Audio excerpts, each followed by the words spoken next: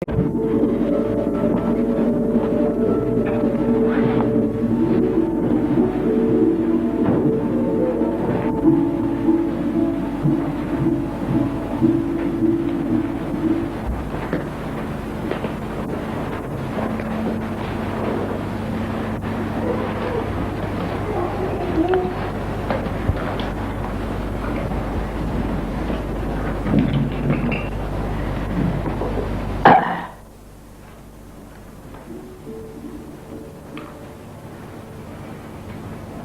is the famous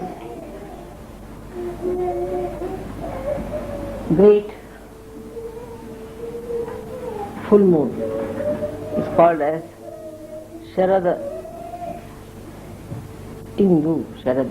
That's the name of the goddess also, Sharada Indu. The moon on the autumn season.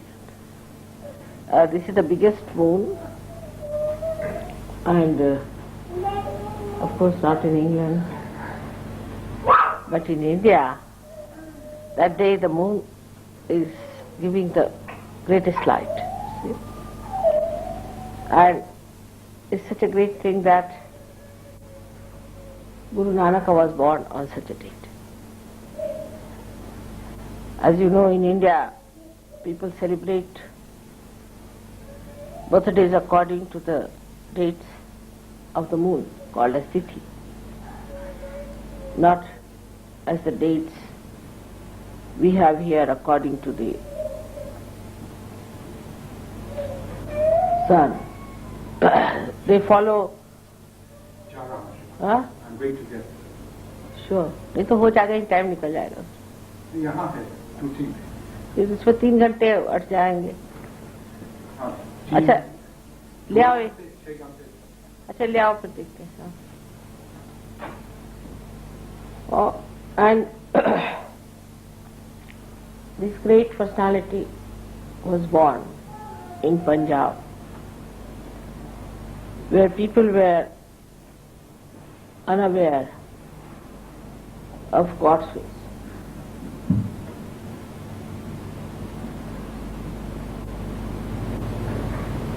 He was always bothered about the dharma in all his lives. Because as you know, he was the primal master. And the primal master is always placed in looking after our void, in sustaining us and giving us a model of an ideal master. And he always took birth either in the most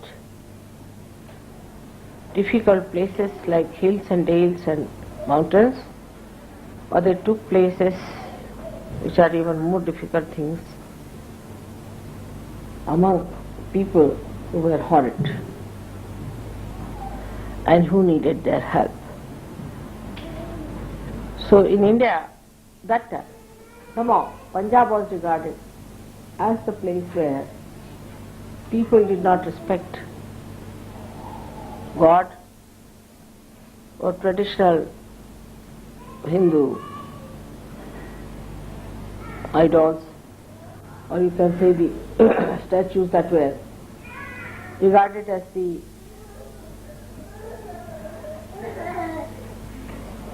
vibrating ones. But they worshipped money even now.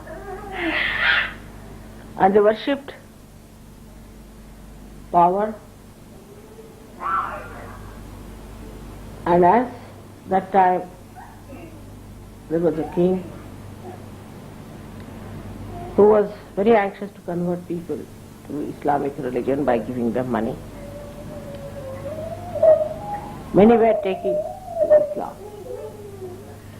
As a result, the Hindus started hating the Muslims, and a big hatred developed among Muslims and Hindus. That's how, in those circumstances where there was a quarrel going on between the followers of Muhammad and followers of Hinduism. Muhammad himself took his birth on this earth, though he had decided not to take any more births. He thought that it will solve the problem. Though this incarnation is such that it never dies. Even if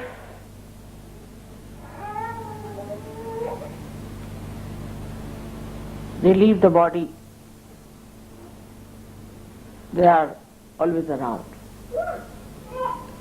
And they are the ones who perform lots of miracles when any other incarnation comes on this earth. They help, support, guide the seekers to go to the incarnations. So, to celebrate his birthday on such a date is also a myth, because he never died. He is eternally living. They never grow and they never die. But his birth is important because symbolically he came on this earth not to propagate any particular type of the void, as Muhammad did, or say Moses did, Moses, and then before that Abraham, Lao Tse, or Socrates, which followed into a religion. But he came to create amity, we can say, to create understanding, to create unity between us. This was a very big step for Sahaja Yoga. After that, as you know, he was born again. God knows where. No one knows where he was born. But he appeared as Shirdi Sai Nam. He too said the same thing, that to talk ill of any religion is a sin.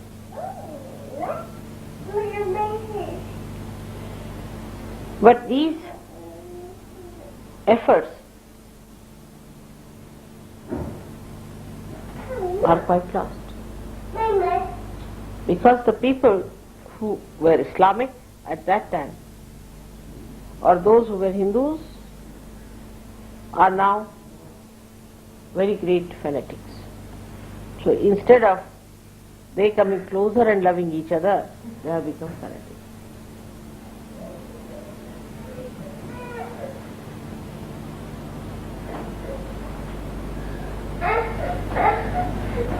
Though we find that Islam is spreading so fast, Sikhism is spreading very fast too. In America there is a horrible guru, he has started to spread Sikhism. He is converting all the white-skinned people into Sikhs. They are growing their hair and they are also growing their beard and wearing a kada and all those 5 things that were required. At the time of Guru Gobind Singh, when the war had started, they had to wear all these things, which was important. Because war had started, and to protect Hinduism or Hindus from the invasion of the Muslims, the fanaticism of the Muslims, they took to this kind of a military stuff. Actually, if you believe in God, nothing can be killed. But I think Guru Gobind thought that he had to take it. In all this prophetic religion, if you see, all the prophets who have spread all the religions, they were always attacked so badly that they had to take to weapons. Even in Islam, they had to take to weapons to protect themselves. Now, when these people took to weapons, they had some discipline put on the people. Without the discipline, nothing is possible. And very strict discipline was there for the Sikhs. Now today Sikhs are no more Sikhs, they are just outside and inside they are not.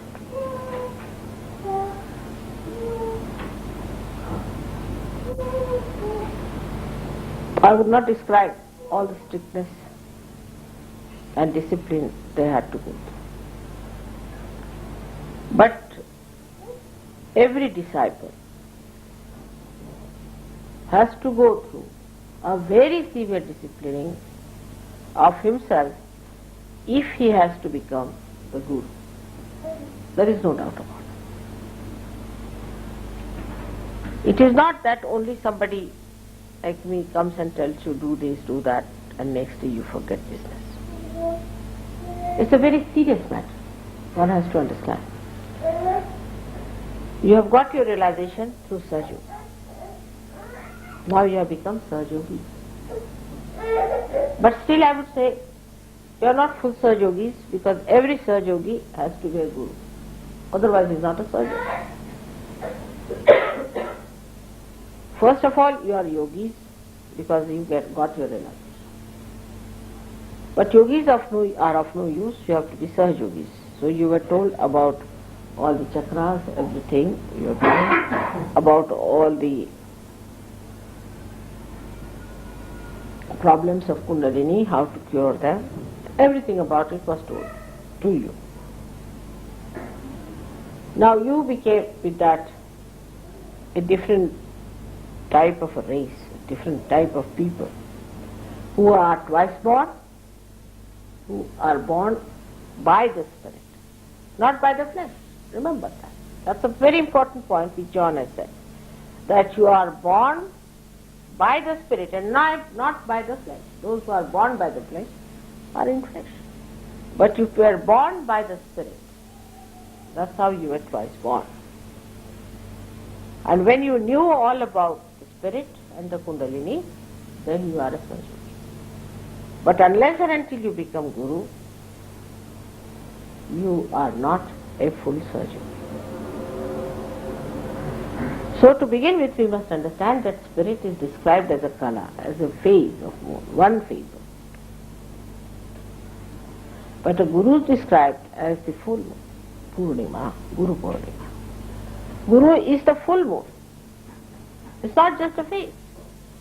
So from one phase you have to go to the stage where you become a complete Guru. 16 phases there are altogether, and you have to cross these 16 stages to become the Guru. Now how do we do it?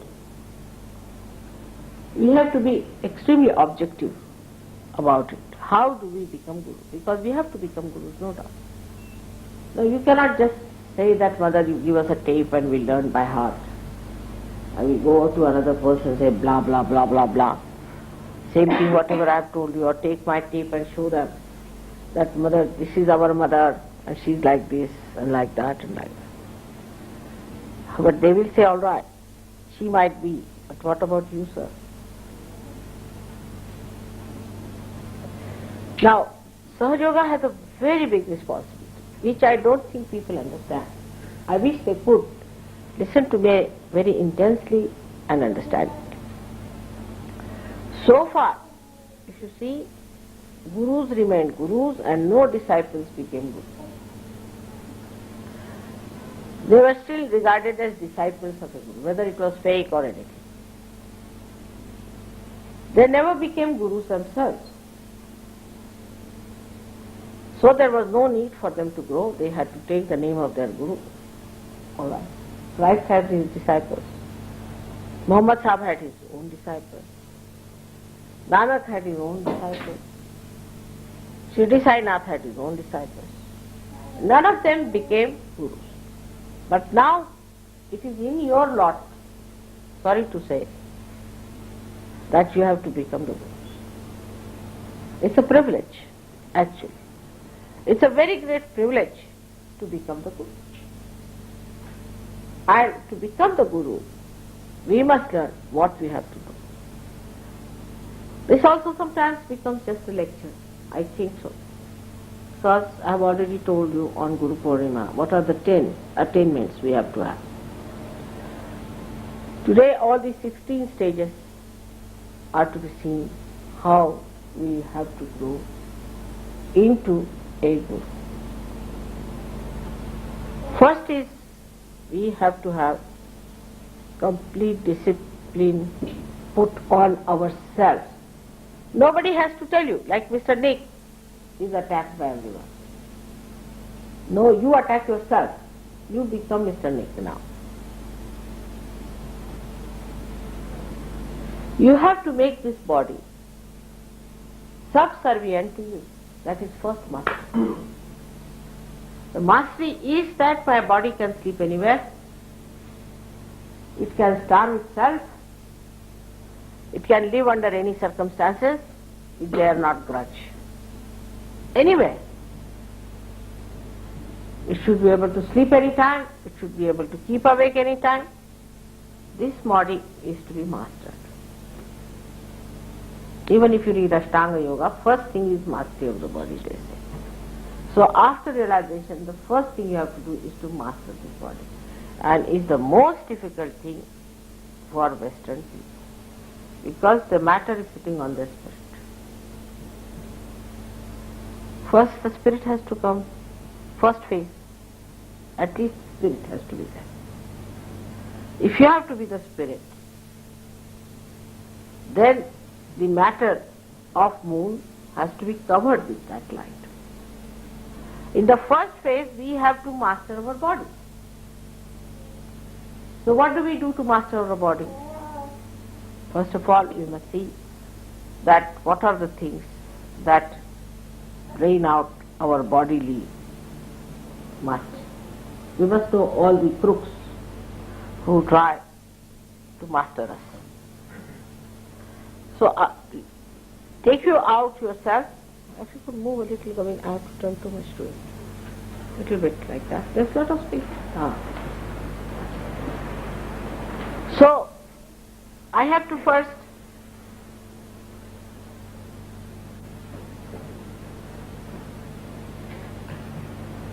face my body.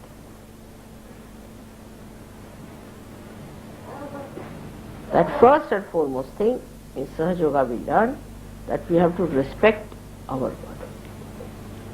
This is the first principle of respecting our body. Means indulgence is sinful to the body. Because indulgence gives you a body which is no good.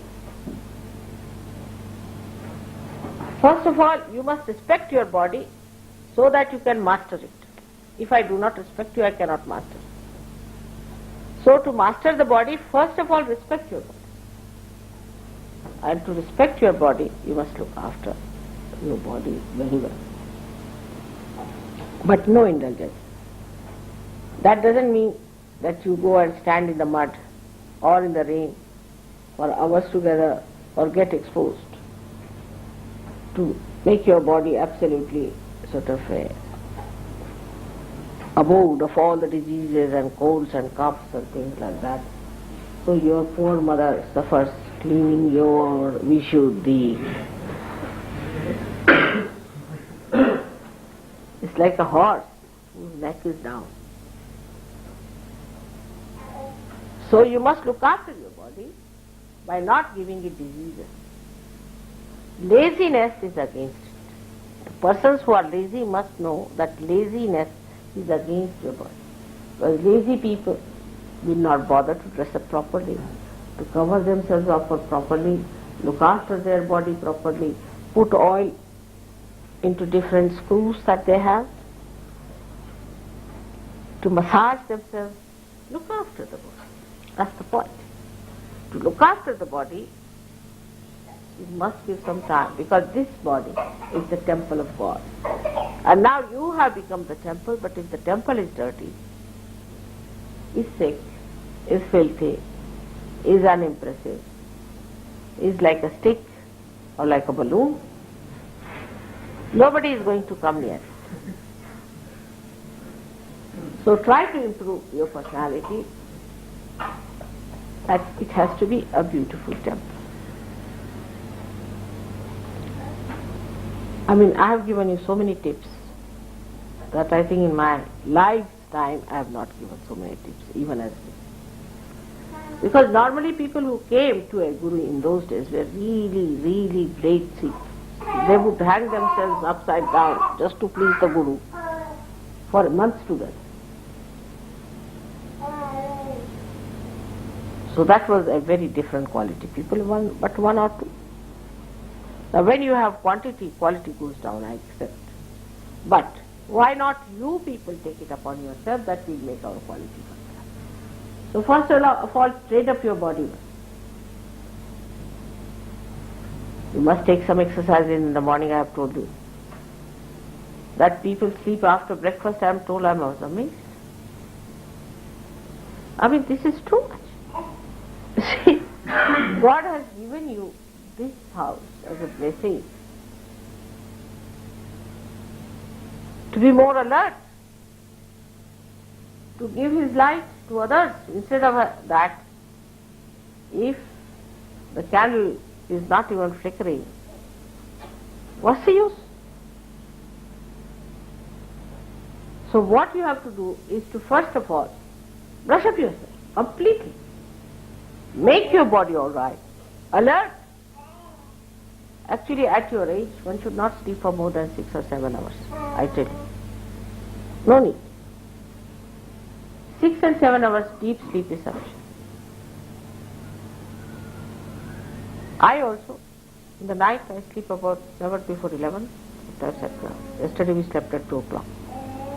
Got up at 5:30 as usual. So how many? 3 hours sleep, 3.5 hours. And just now I slept for about, at the most half an hour, an hour, so finished.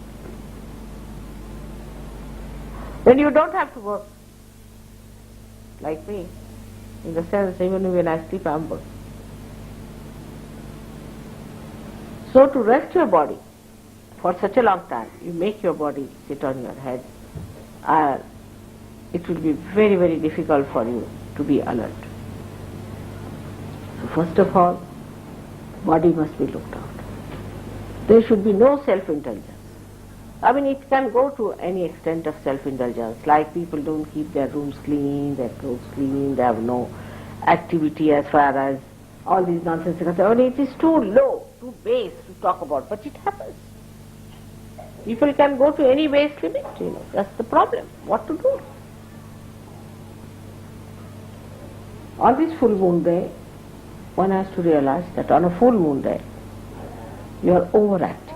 As the moon starts growing, the activity starts in the night also. But none of you so far are active in the night except for me. But if you come up, you'll be surprised even in your sleep, you'll be active.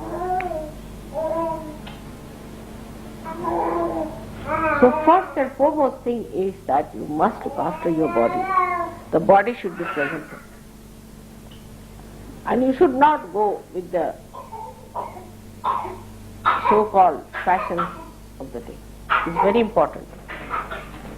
One should not go with the fashions of the day and take to something that is nonsensical, which is not good for your appearance, which makes you look funny, or very fashionable, like a dandy person. We have to wear a dress which is in the center, dignified, good.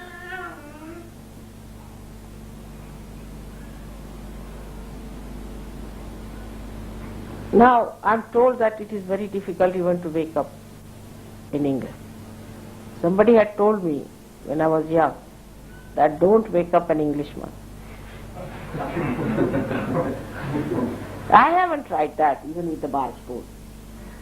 I just tell you, at this time, never in the morning time. Because I have been warned that never wake up an Englishman.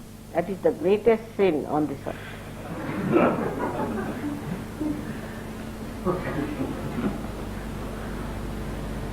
So why should English be so much addicted to sleep? The whole country is sleeping today. They want more wages so that they can sleep more. Eat and drink, drink and eat, in between sleep. This is a programmed life. It was very difficult. From the very beginning I saw the Sahajogis coming in. That to wake them up was difficult. And these are the same people who were known for punctuality, that they won the war at Waterloo because of punctuality. And they were so punctual that people used to set their watches even in America. They are the same people. Now the other side of it is that they sleep like logs of wood. They used to sleep before also, must be because this is an old saying that don't wake up an Englishman. But I used to think something else about it, why it is said. But it is nothing but simple laziness. So, try to see why we sleep so much.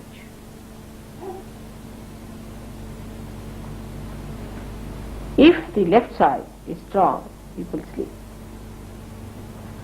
If the back agya is strong, they sleep. If the front agya is working too much, then people don't sleep. So even if I say don't sleep, it means that you put your right agya in working condition. That means you start thinking, which is against Sahaja Yoga. So it will be left agya, right agya, right agya, left agya, right agya, left agya. It will be going from one to another. So in the center, you have to be with Christ. He is alert every second of the day.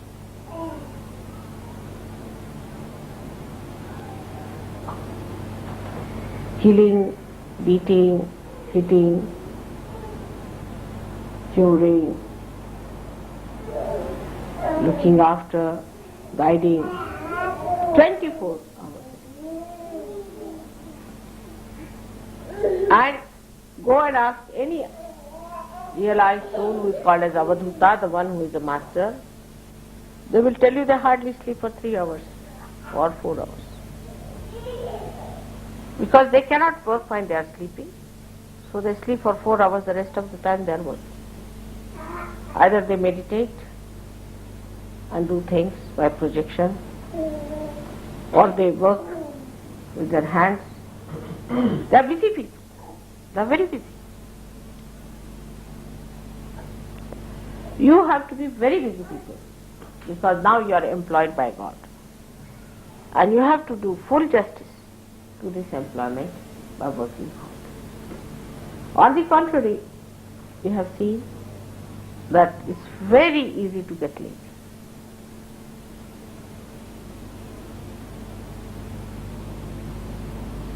So now, as many of you are already feeling sleepy, put your first thing should be for all those people who are lazy is to put their right to the left 7 times. Let's have it. The right hand.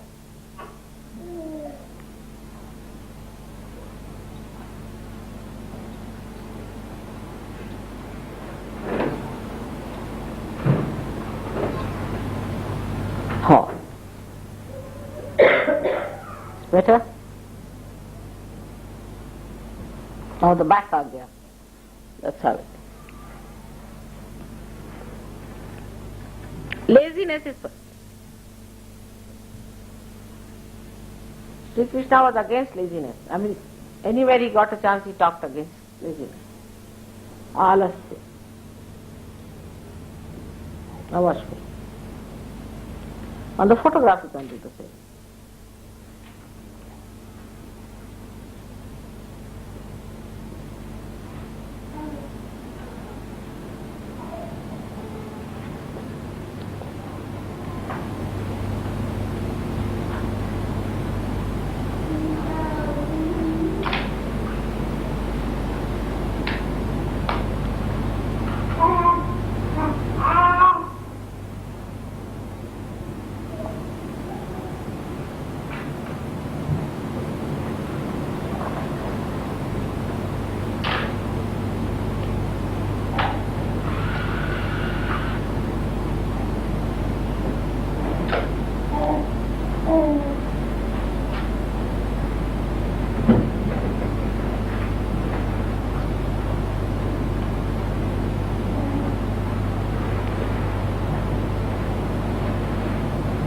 Better now. Tonight we have to keep awake. Big problem. But don't sleep formally here, alright? Informally you can.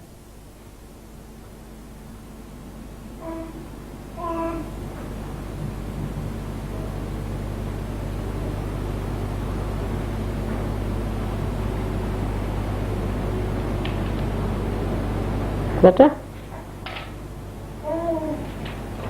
Put your eyes. Try.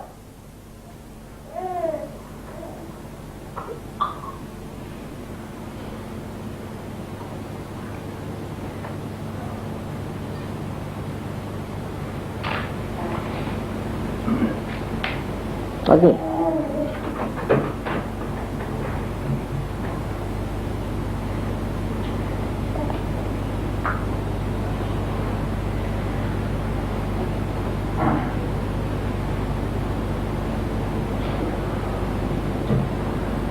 So the mastery should be, first of all, of your body. Say, you are sleeping on one side, you get a pain. Then what do? You sleep on the other side. In the same way, this body is to be made immune to different shocks. See, like you put the watch in the water, shock it with the water, so it is waterproof. So a Sahaja Yogi has to be an all-proof person. So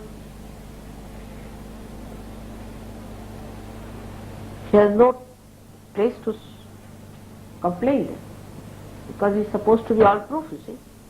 Anybody Sahaja Yogi who complains, you can say, how are you complaining? Because you have to be all-proof. So no complaints of any kind of Sahaja Yogis are to be accepted or sympathized.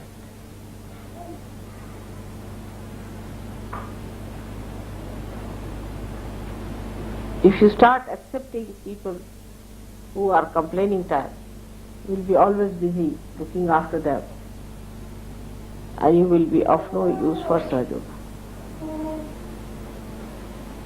Those who have habits of complaining and all that should go to the hospital and stay there.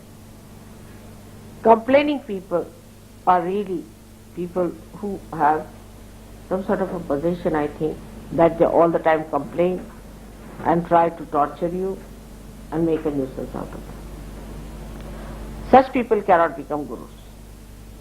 Imagine, if the guru is complaining, then what is he going to teach? Only complaining. The teachers will be experts in complaining, and the students will be also experts in complaining.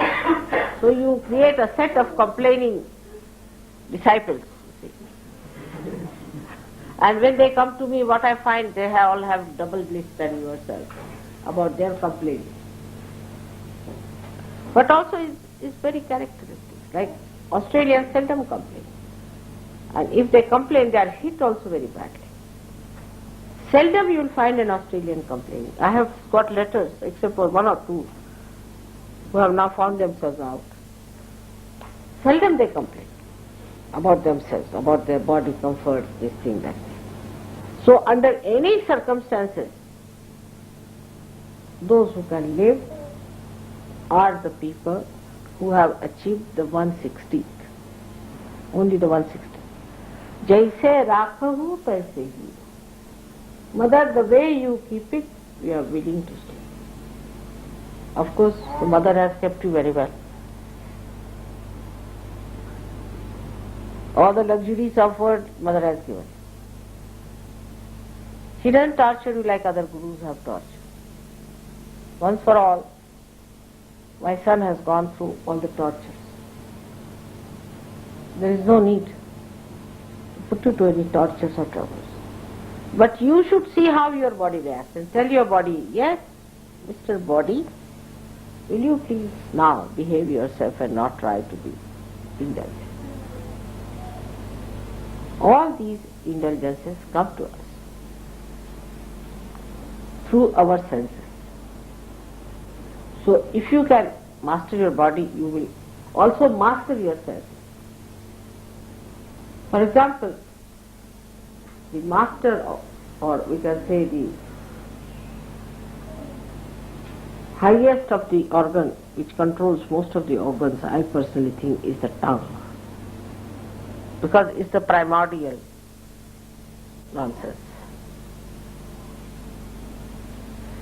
By tongue, we speak things to hurt others. With tongue, we learn how to go on jabbering. With tongue, we can show how frivolous we are. Either we are tongue-tied or tongue loose. There's nothing in between with the tongue. That's only about talking part, that's lower. But when it comes higher, eating. All the time thinking about eating. I have told you 100 times that Sahaja Yogis should go on really sometimes on an absolutely bland, boiled, horrible food just to test the tongue. Can it eat? Try this. Then try this. My father used to tell that you must burn your tongue a little bit. That's one of the tests he said one should do. But he was a hard taskmaster as a guru. So we should see what our tongue can say. Is it fussy about food?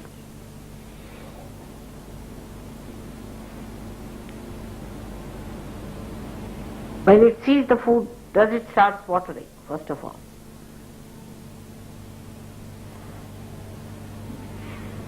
Does it take our attention to food? Is food important to us?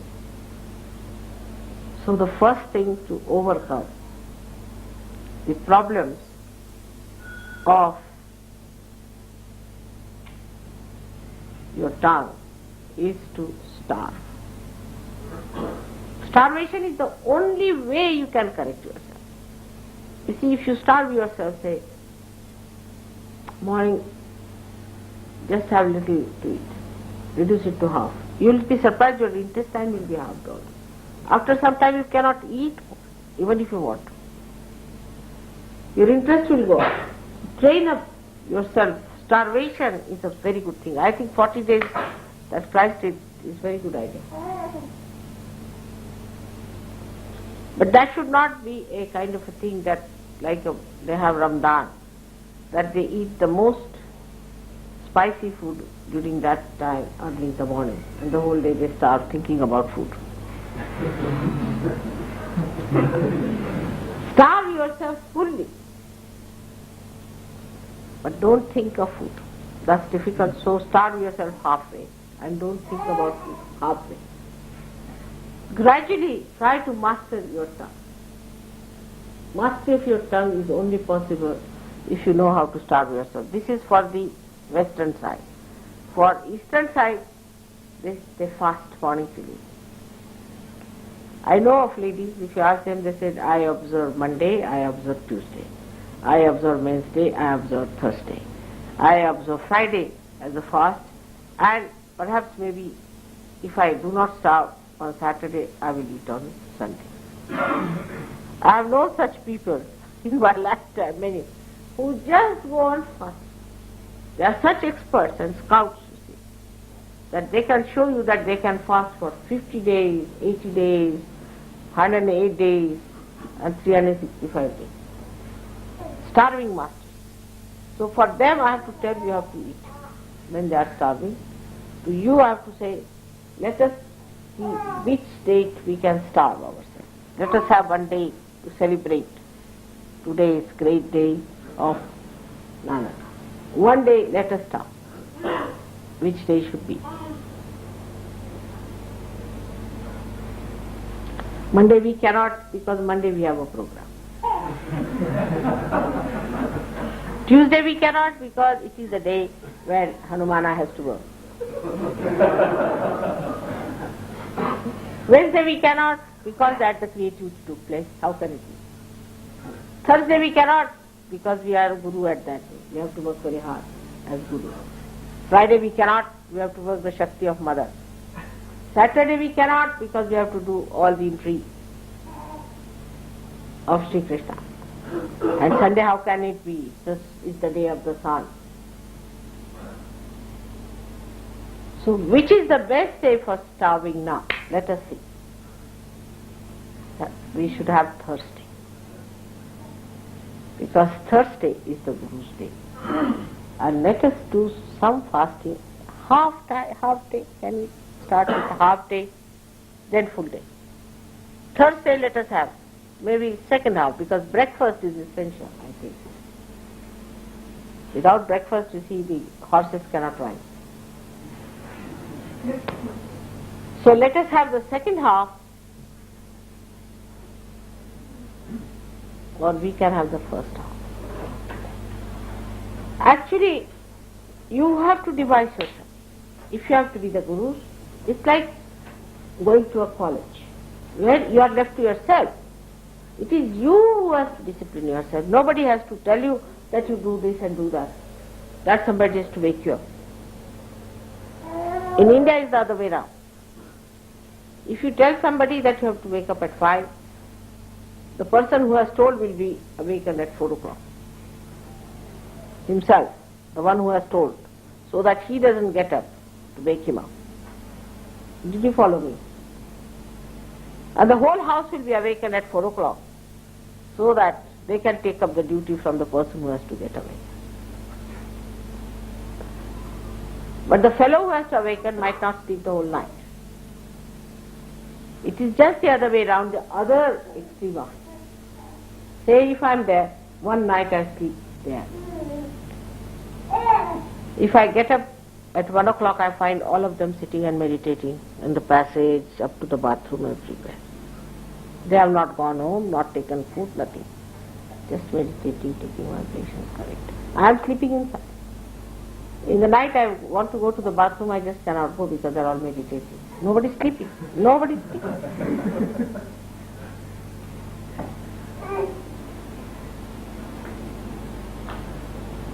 So is the other way now. So to you people, let us do one day, that you must have 1 day fasting, 1 day keeping awake. Which day should it be? Let's see. A day when there is no film.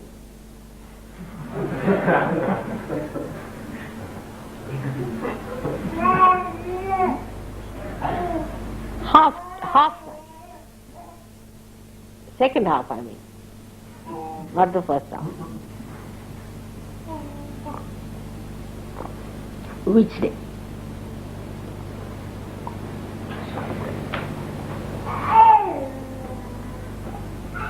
Which is the most difficult day when you cannot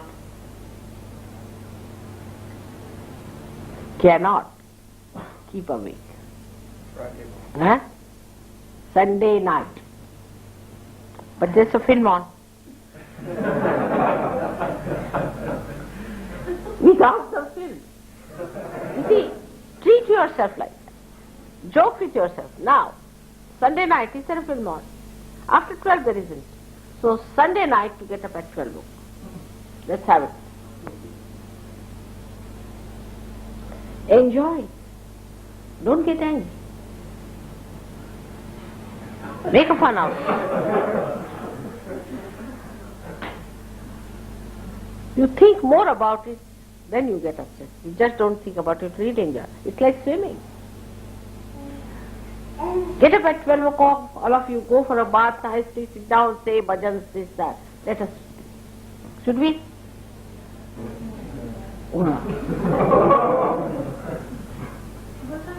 Michael, what about you?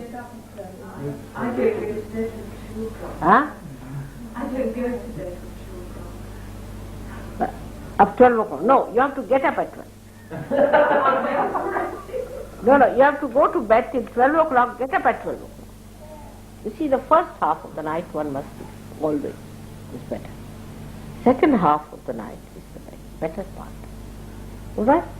So the first half of the night you all have to sleep anytime. You can sleep about 8 o'clock or 9 o'clock if you want to.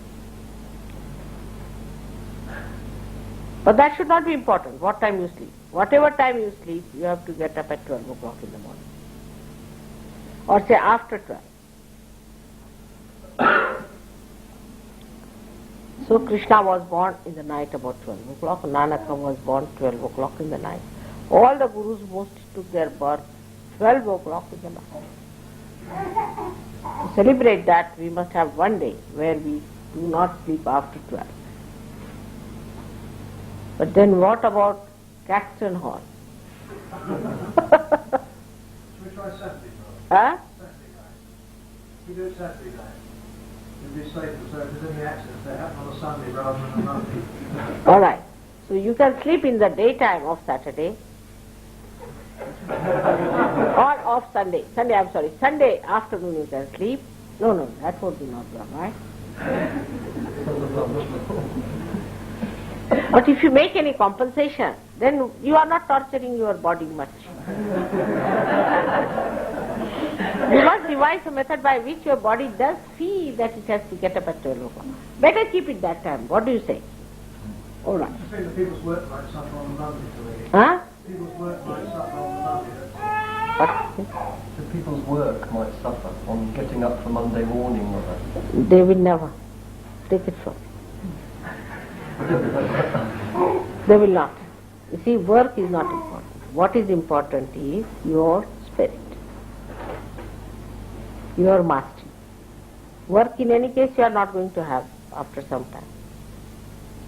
So that work is not important. This new work that you have taken, better look after that. Forget about your work. Forget about these things.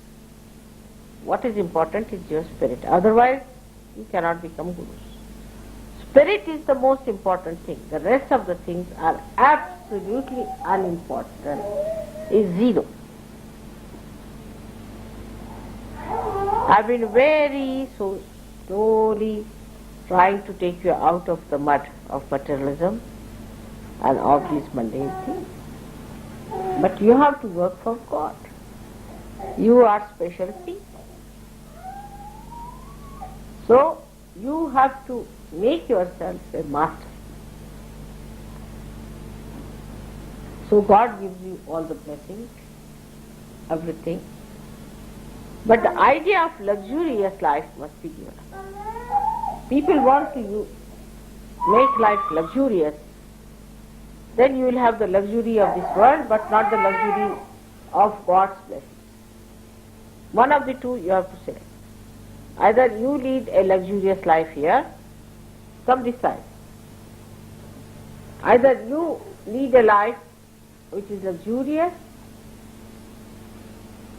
on the material level, or you lead a luxurious life of God's blessing. One of the two you have to choose. The time has come. So nothing is important. You see, the insecurity of money also is another nonsense. At least you people should not have. I mean, you will never starve at least. But Indians, if they do not work, they will starve.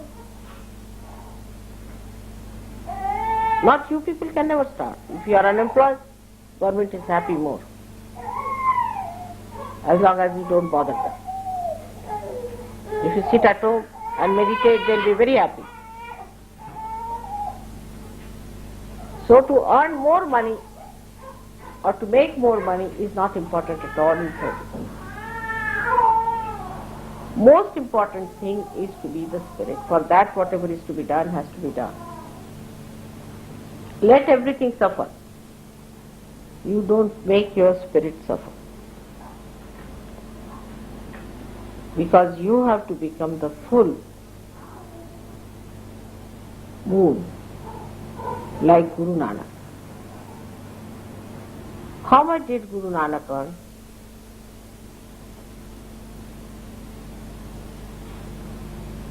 You should find it. How did he live his life?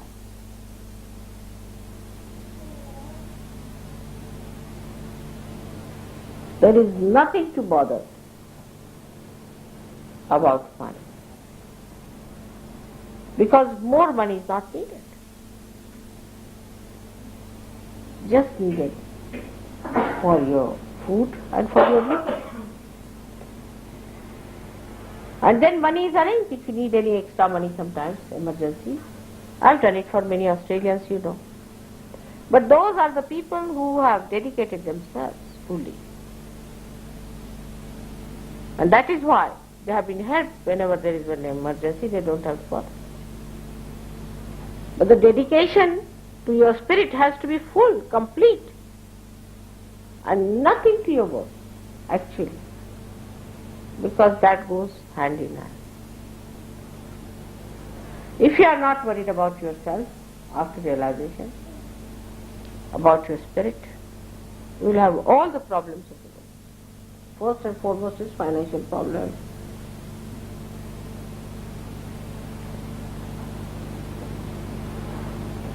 Then physical problem, mental problem, emotional problem. All kinds of problems will follow because I have awakened your Kundalini. One part I have done. But the another part, that is your heart, you have not opened. You must give your heart to Sahaja. You have not opened your heart as yet. Heart has to be opened. You are still worried about your father, mother, brother, sister, wife, children. Open your heart fully to Sahaja in a doubtless way. Then only doubtless awareness will settle down. Unless and until you open your heart, Kundalini rising has no meaning. Because Kundalini is rising, but the heart has not opened. If the Mother Earth sends forth her power through the seed and the seed doesn't open, then what's the use? It's all a waste. Open your heart to Sahaja. Open your heart to Spirit and say, Mother, we are the Spirit.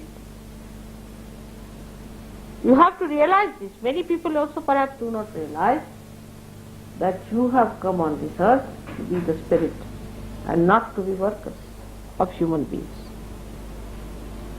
You must understand your greatness and know that you are not like mundane people. That's why you are blessed. Who is blessed so much? You are described long time back by a plate that such and such people are going to come on this earth, men of God. Men of God, what do you have in your heart? Your heart will be like a stone. Unless and until there is light of spirit, it is a stone heart. And the stone is going to hurt everyone, is going to ruin you completely. Open your heart. 100%.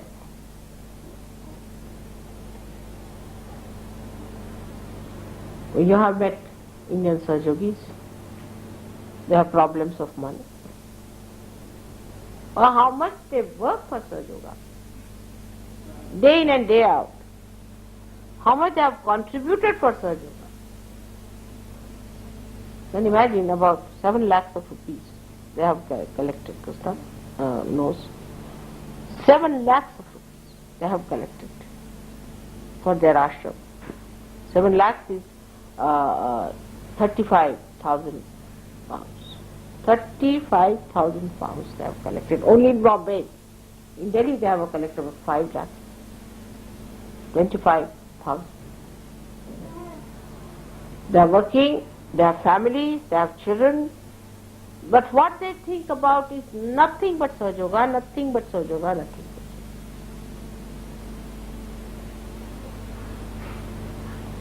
Sahaja Yoga. They give most of their money for Sahaja Yoga, I think. They live with minimum. If I tell them, why don't you buy another shirt for yourself? So they will say, Mother, I have worn lots of shirts in my previous life.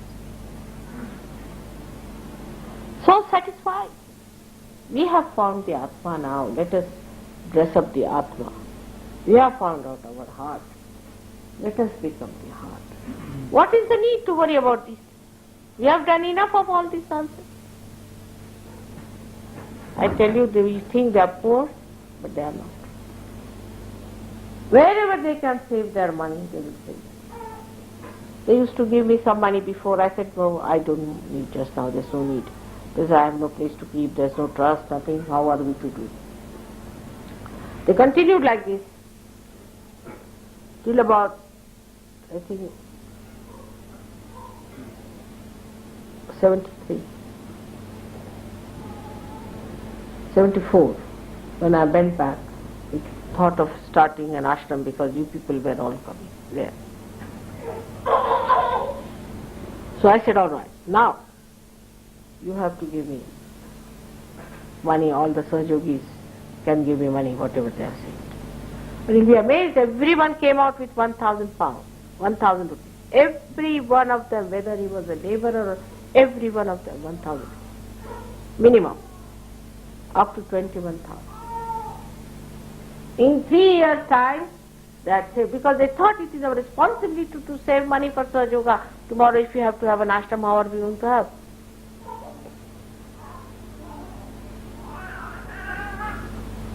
But we still indulge into things.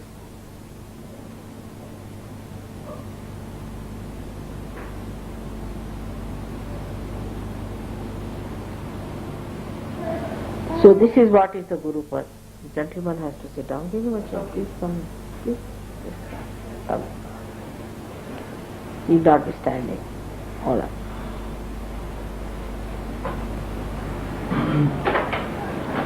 So today is such a great day of Guru Nanak. And we have to see his own life, how he spent his own life, how he lived, and under what conditions he managed. So the first thing is to look after, disciplining yourself. Feeling responsible for Sahaja Yoga. I was amazed. People told me that in the ashram people keep the lights on. The oil costs so much, 300 pounds every week. I'm amazed. Every one of you should be responsible for every electricity, everything that you spend here. This is God's place.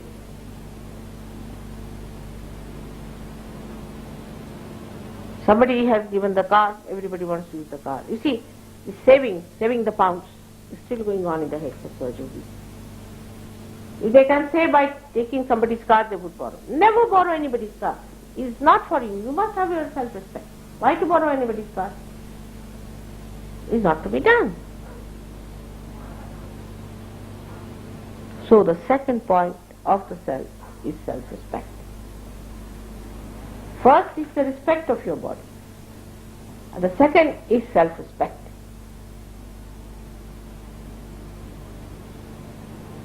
We are arrogant, we can be rude, but we have no self-respect.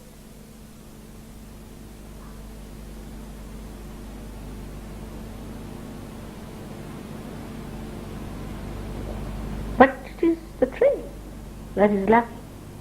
See, suddenly I find after war, there has been no teaching how to be self-respected. Like in the war, might be, the atmosphere might have been created, I don't know why, that I'm above everything, don't care for others. May have been, I don't know why this kind of a thing has come. But it is so, very prevalent. But you people have to be the other way around.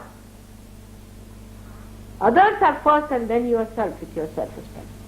Doesn't matter. Nobody is going to die, I can tell you this.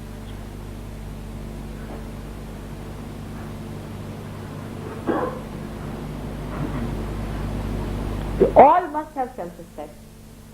As such mediocre people should not be allowed to stay in Sahaja. At least in the ashram. Because it brings bad name to Sahaja. One person can spoil the whole. Only people who want to be gurus have to stay in the ashram. It's not going to be made into a convenience for anyone. But the other way around is that we are going to look after ourselves. We have to become this. We have to grow. We have to do it.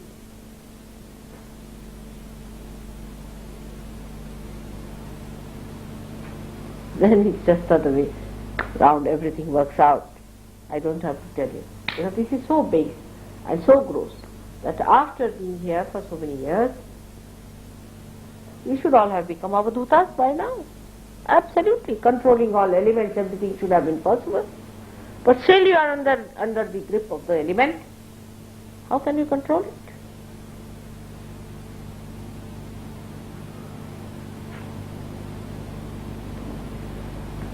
First of all, get out of the slavery, this mental slavery. Alright? If it is there, it's there. If it is not there, doesn't matter. Nothing is more important than me. I am the king of the whole world. If I have to sleep on the ground, I can sleep. If I have to sleep in the palaces, I'll sleep. Nothing can dominate. Then you are the master. You know, in India there are some Sahaja Yogis who are controlling, definitely controlling the elements. We have examples of that. Lots of things have been published, and you know that in Nirmala Yoga, you must have heard. But you meet them, you will find they are avadhutas. When they talk, you feel a great sage is talking, the way they behave all the time. You see their behavior and everything is so great. We need people of that caliber today because that is the situation of all the nations. You have to be extra good, because today is not the time when we can allow things to go as they are.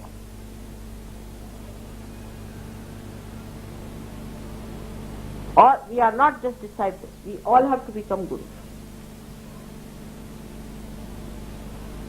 And it is not the time when you can play with time. You cannot play with evil. You have to surmount it, you have to come on top of it. It's the time when the whole ship is going to be drowned or to be saved. This is the situation today. And that's why you have got your realization so far. If that precarious time had not arrived, how many of you really think you deserved it? But you got it. Because the time is such that everybody must be given realization, and they must be given all powers so that they come up. But if you do not open your heart, put all your attention to your spirit, these powers will not work out. None of these powers will work out in you. This is the problem. Every guru had a command on the element. Nanak, you know definitely, people were sitting there and they asked him for the water, and he put his hand on a rock and the water started pouring down. That's why it is called Punjab. 5. And the 5 rivers exist there too.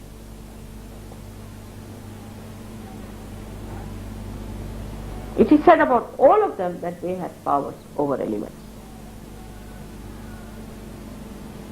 So how much we are lacking? Still we are like other people who are selling cheap things, or who are busy making cheap things, or who are of no value. You are the ones who have to save the whole world.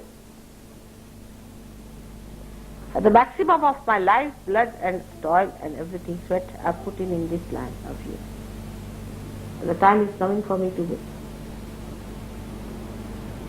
Only 3 years more are left. Before that, I hope we establish an ashram. You need not pay for it, but you have to be ready to occupy it, otherwise you cannot occupy it. I can tell you, cannot get any more blessings of God. So why should God bless you? This is the point one should ask for. Are you your own spirit, or you are all else but the spirit? But when I say something, it just goes as a big roaring. I don't know if the frequencies reach your eyes or not, or ears or not. But I would request you now, as Gavin has asked me for Guru Nanak's day, I really didn't want to come, because to talk of Guru Nanaka and to hear about it, one has to be a very great person.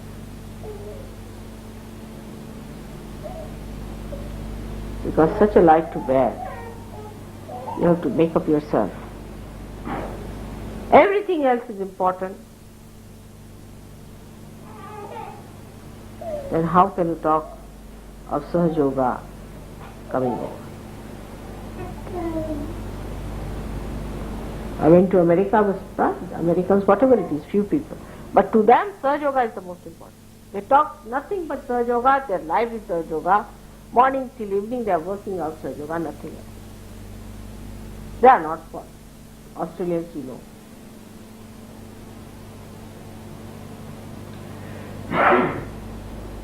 But the heart is not open. The spirit has not shown its light.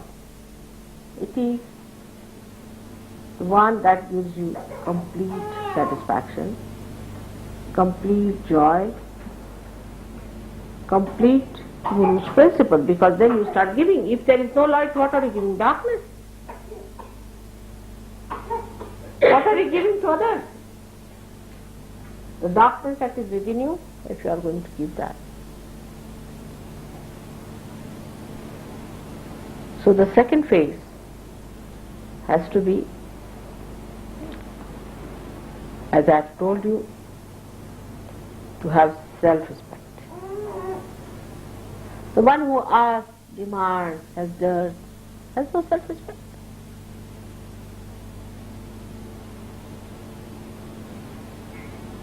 Who can give me?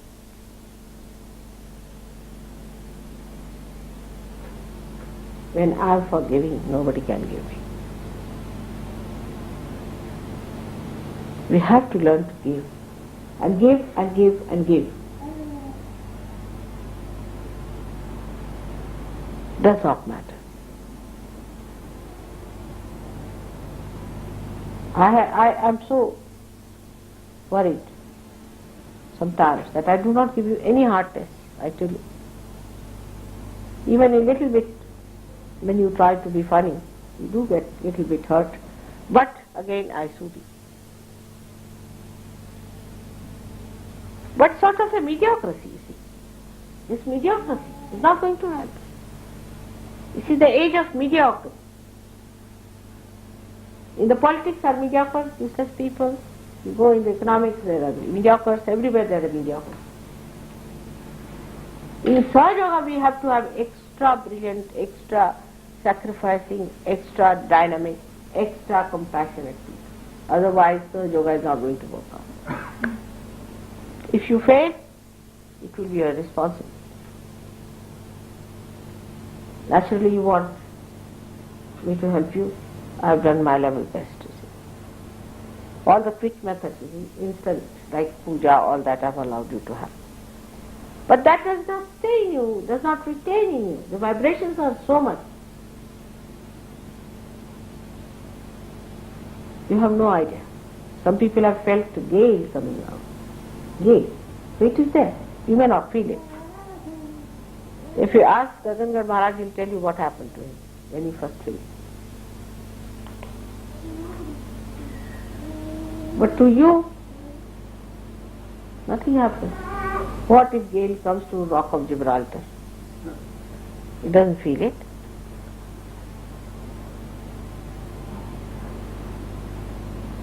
So as far as I am concerned, I have worked very hard, you know that. And I know you can come up. You have that potential in you.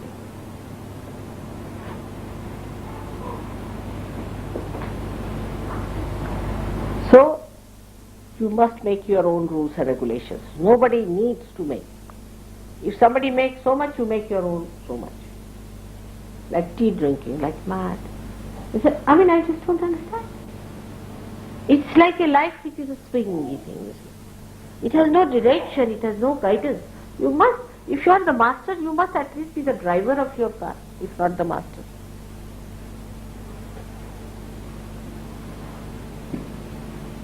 You should stand on your both legs and know that you are the Guru, that you must have your own staff in your hand.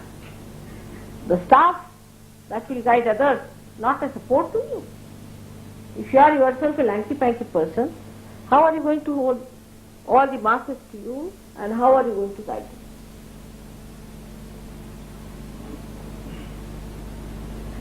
So strong effort, very tenacious effort must be made. Form your own rules and regulations. Treat yourself as a disciple. You are the Guru, you are the disciple.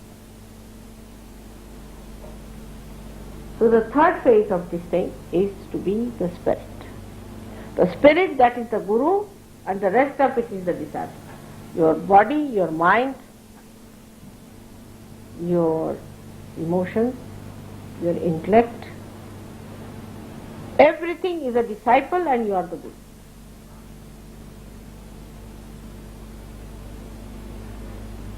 For this, you do not need people of very great intellect. You do not need people of very great education, but a person who is courageous and a person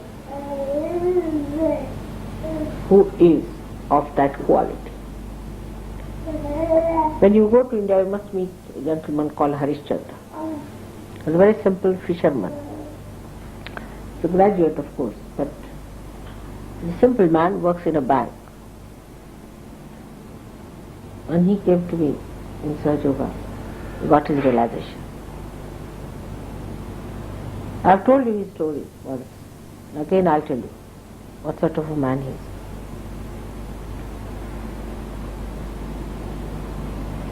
He told me that they went to the sea, he was to go to the other side on a small little island to talk about Sahaja Yoga. There were 25 people and it was a storm, really a tempest. So went and stood before the sea and towards the wind that was blowing, and he took out his hand and says, "Stop it now. I have to go for mother's work. This is God's work. Will you stop? Until I come back home you are going to keep it like that." Once he said it and the whole thing stopped. They also observed. He went there, did all the work, came back home, and when he entered his door, then the water started raining. It started drizzling down. He's an ordinary man to look at. I mean, compared to you people are really great Englishmen. He lives in a very ordinary way. His wife is a fisherwoman also. He sorts out fishes and sells them in the market. But see, his body is so well built and shining and the muscles so developed. The man, he stands up and the way he talks, an absolutely humble person.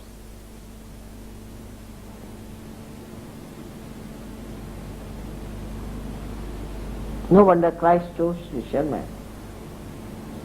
And he has got thousands of fishermen as his disciples. He doesn't call them disciples, he says all they are mother's children. Thousands, don't know. He has been calling me to go to them and all that. So they come to my program, some of them. One day I have to go down to those islands. Any one of the islands, he said, you come, they'll be all there the whole day waiting. But the way he's there is surprising. When I'm there, he brings fishes for me. But I said, you see, I eat fishes that you bring, but what about my other children? He said, no, next time all the fishes will be sent to you. And he sent one truckload, you won't believe. I said, no, I don't even have truckload disciples. Who was going to eat all this? And he said, nothing, I just went and told fishermen that mother has asked for fishes and everybody gave their fishes. One day we will not have fishes, what is that? What does it matter? Imagine those people who live day to day in that country. Modi told the newspaper people that we can control the elements somehow by mother's grace. So the newspaper people felt that they were very much boasting. But it's true, they can. To them it is not boasting, it's just what it is happening. So they are telling the truth, you see. But that should happen. We should also have some things to boast here. Important. So now we have the other phase, as I told you, is of becoming the guru of yourself, detaching yourself, identifying yourself with the spirit which is growing in its life. So detachment. One has to develop detachment. My mother, it starts like this. My mother is suffering from cancer. My father is suffering from madness. Mother, can you cure them? So now first I cure mother and father. Then I am married. My wife is like this, my child is like this. Then my house, then my motor car, then my dog, then my umbrella.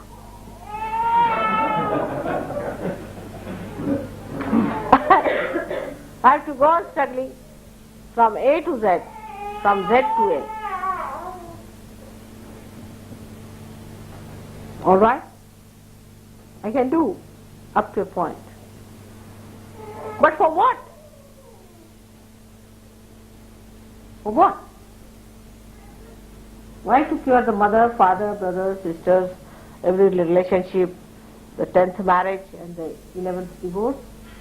Why to correct all this? For what? It must have some purpose. And if that purpose cannot be served, what is the use of doing? The purpose is that you at least leave all these things into my hands and detach yourself. But you want to bring the case to me as well as worry about it. Detachment.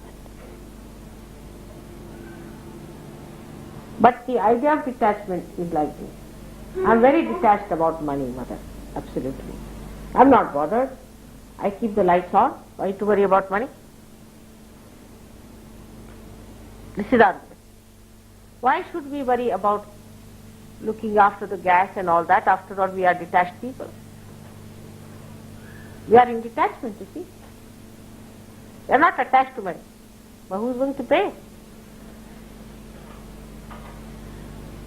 The other type of detachment that I see, very interesting one, is this one. I am very detached. So, I am not bothered about having a bath, having all kinds of diseases, having all kinds of problems within myself, giving my problems to others. I am detached. Why should I cover myself? I am detached. If I get cold, I am detached. Let everybody get cold from me. That's why, what can I do? I am detached. I have got cold, so what does it matter? I am a detached personality. Why should others find? They should also get detached.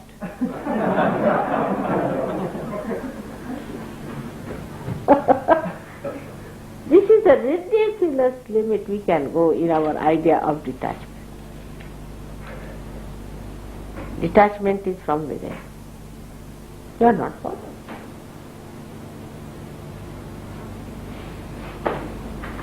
You are not bothered. You know your mother. The first detachment is shown in generosity. Detachment is generosity.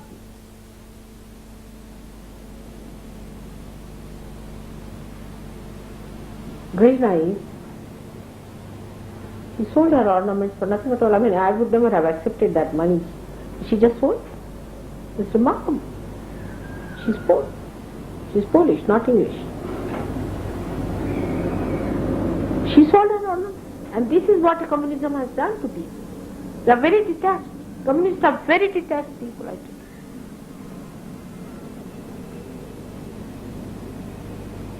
Of course, I would never take that money, that's there. But the way she did it, just like that. She was just record it, I was happy. For God's sake, all right, what is ornament thing? I mean, you know, I've given away so many of my ornaments to keep relations all right. The other day I gave away my kada to Christine, you know that, when she got engaged. Just it came out of the hand and went away. I was detached, you see. I never even felt the coming out. So much detached that Christine, poor thing, you see, crumpled down with pressure, but to me it was just nothing. Dust.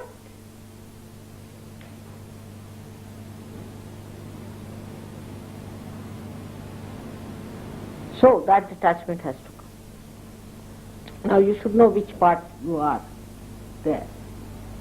Like, idea of detachment should not be that I would say hippie style of detachment, that you have right to exploit everybody else. Or the another type, as I told you, which is very ridiculous. It's not an idea, it's a thing, it's your awareness itself is detached.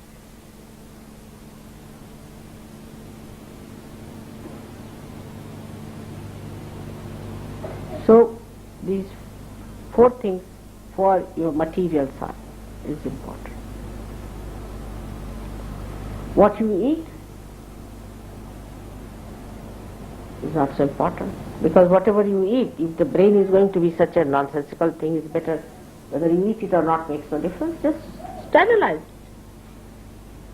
Like in the hotel, what will you have? I'll have pancakes. What will you have? I'll have this, I'll have that. So what? I just don't understand why waste so much energy. Why not you all have pancakes, all of you to put together? It's a very big thing, you know. Or today I will have this. Out of all this materialism, what comes out is Mr. I. So we develop this Mr. I. So the word I must go away, we should speak we. We means you and all the Sahaja Yogis put together. When you say we, you will find it will be different. Or take your name like this Norman. This Norman won't listen. Like children say. I asked the little boy, I said, will you go home? I will go, but his name was Munna, this Munna won't go. He is very obstinate. What can I do?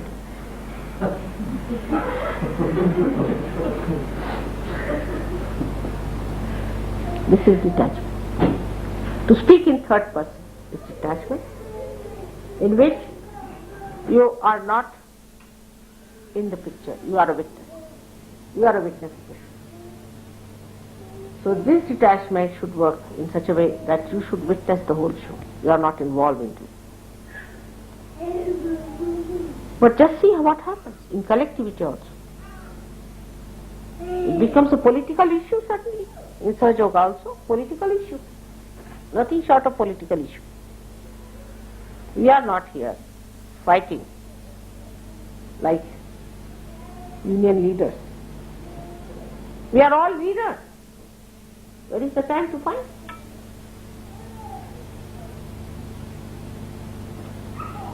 Whom are we to fight? That we have to decide. So as far as all these things concern, are detachment and attachment to spirit. So we go further. See now, what should be our attitude on our mental life. Physically you have seen that you have to develop a complete detachment in these 4 ways that I have put. Now on your mental level, what you have to do is to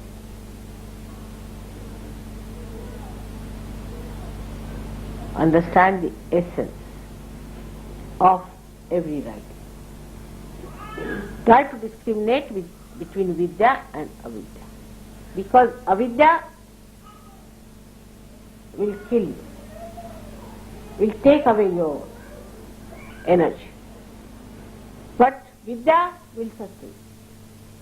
So try to find out books which are supporting vidya.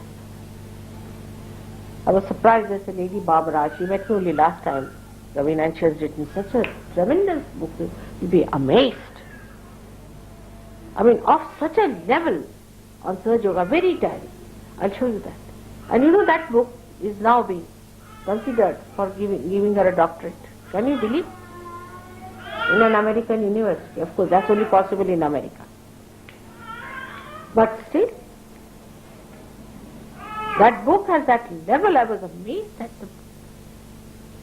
So try to gather nourishment, like reading Devi Mahatmya, reading about finding out about Bible and finding about other scriptures, about Quran, this, that, and which supports, which nourishes.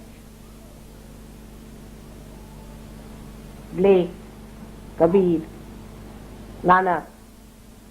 I mean, there's so many. Lao Tse. This is the good. This is the knowledge. It will be amazed. Once you start doing it, it comes to you. I met a man in near Rahuri, as you know, we go there. And there's a man who just drives the bullock cart. And he had brought the bullock cart to take me down to one of the programs. You know what we do there.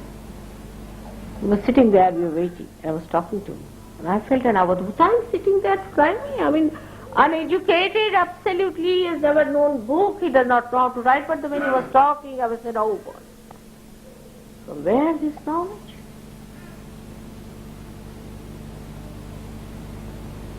From where all this coming, this wisdom? Such wisdom, I tell you. Such wisdom that I just was stunned. I was stunned, really. From a man who is not even been to any school, college. Christ did not go to any school or college. Such wisdom you can't imagine. You meet him next time when you go there.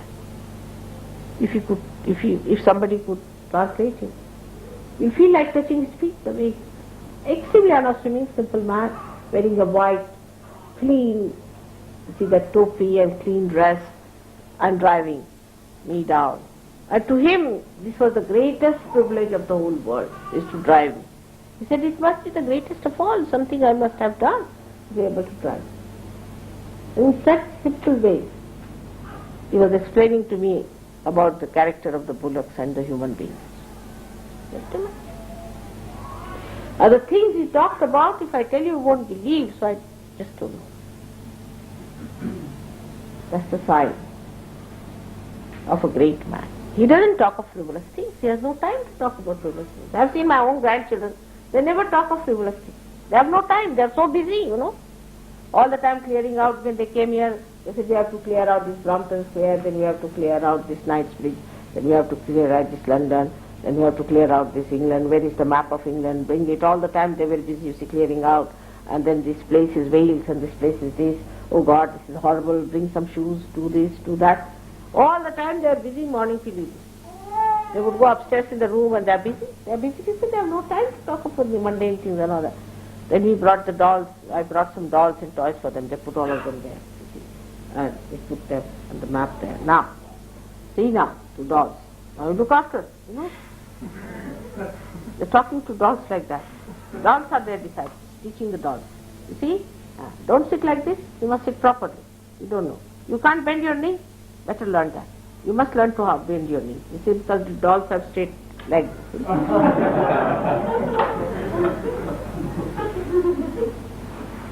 And all the while, even the little children have seen the way they are busy all the time doing such.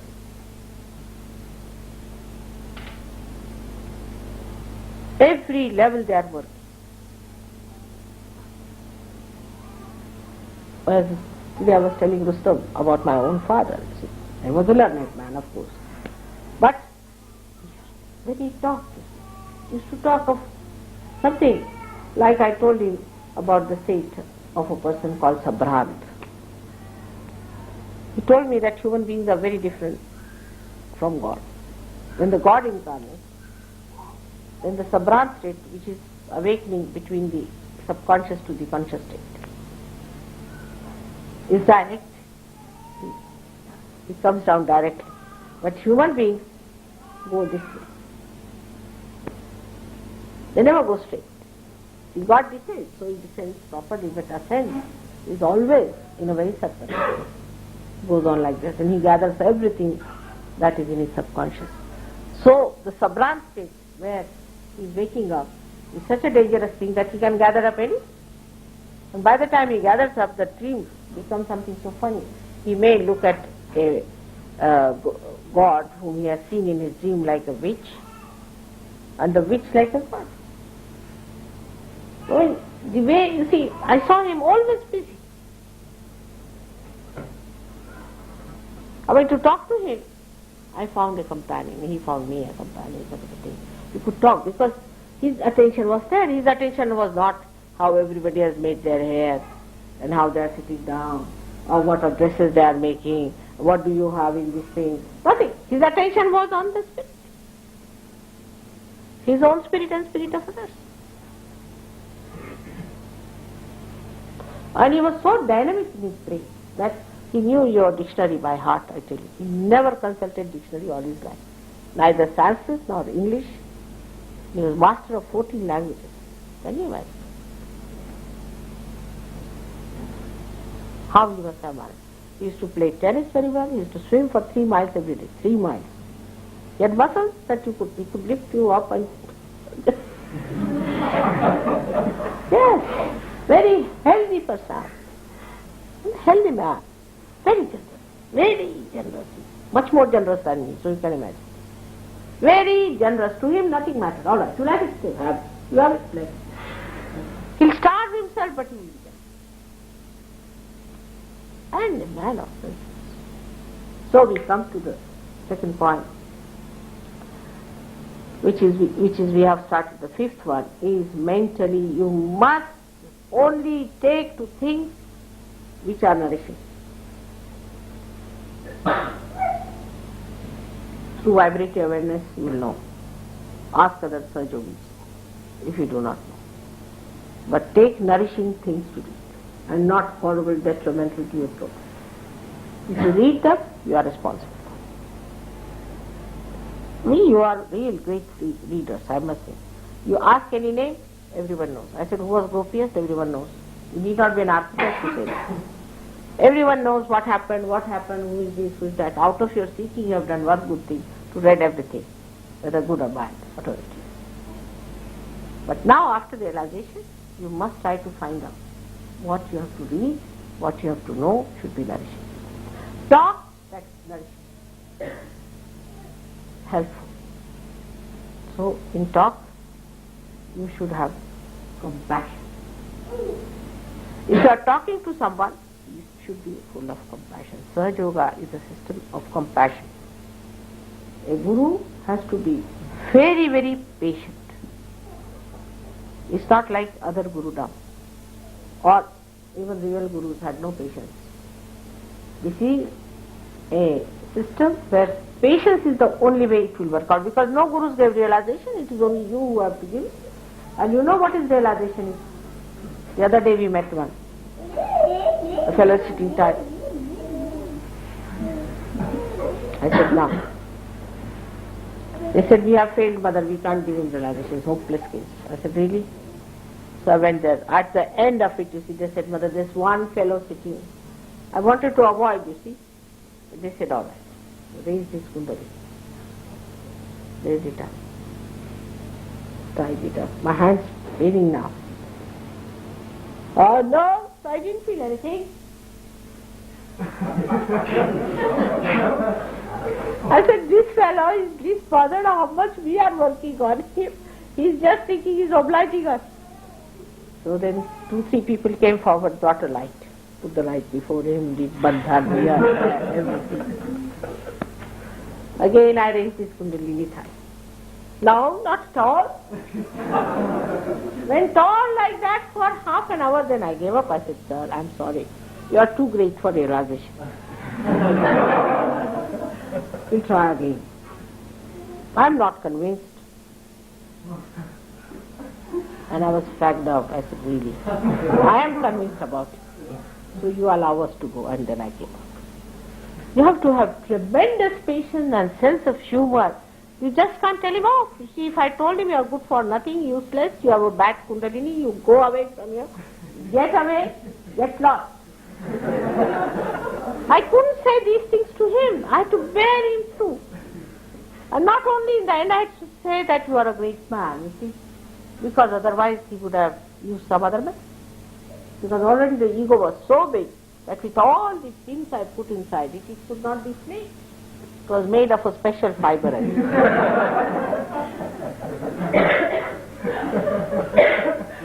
was such a difficult task. So one has to know that we have to be compassionate. We have to read something that nourishes our compassion. Read of people who gave away everything that they had. Tukarama. Tukarama was a poor man. And one day he went to some place and did some good job. So they gave him lots of sugar cane. His children were very fond of sugar. So on the way every child would ask, give me one sugar cane. He was giving to everyone. When he came, only one was left. So the children said, we are three. It's all right. Next time I'll bring for you. Share it amongst you three. And they had it. They said, better have it now. One more child will come and this will also go away. So one has to know about lives who have been giving. Read about people who have been giving. They gave their lives. They crucified themselves. They tortured themselves. They are allowed to be exploited. They are allowed to be poisoned. Read of such sacrifices, of great sacrifices. We are lucky people that we have seen all those things with our own eyes. But at least you be one of them, that you can, at least if not see, visualize it. You can. Bring that as your place. So we move now from detachment, which I have told you 4 types of detachments. And then I told you the nourishment to your mind and nourishment to your heart. Nothing nourishes more to a person than giving away. Nothing nourishes your heart, your compassion, unless and until you learn to give away. Now will you please make a list of things? How many things you have given away in this 1 year, last 1 year? I can't because it is too much. Please make a list of things. How many things, except for your brain, you have given away to others without thinking about it or have thought of giving.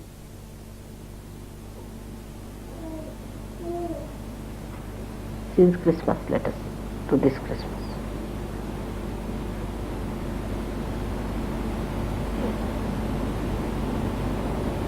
Heart is open. Think of giving on material level. Other help is there to give. But no,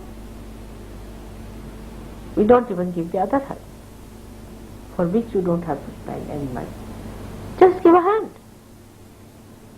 Now see, very easy to make up. Labor-saving devices. Now I've come here, some will be running, others are just sitting. Tea is brought to them, food is brought to them, everything is done. They'll just put the plate also before, go and wash.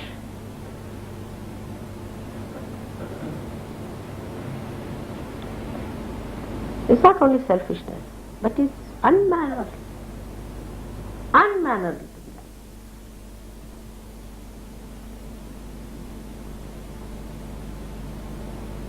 done. In Sahaja Yoga, you have to be extremely busy helping others at every point, to be helpful. You know, Ravi Shankar's guru was a very great man. Realized who he was, a great person, so he knew so many things. And one day I was there in the night, there was a doctor, we were his guests in a way. For dinner we had gone there. In the night the call came that I need you very much to the doctor. Doctor said, no, I'm tired. He was also another very giving person, no doubt. He said, oh, must come, I have a big problem. See, I saw a little baby. He said, what baby you found? He said, it's a baby. He was an old man. He said, I found a baby of a deer which is suffering now. And the mother is dead, nobody to look after. So I said, all right, I'll also come with you. because I knew I will touch the baby. I went with him.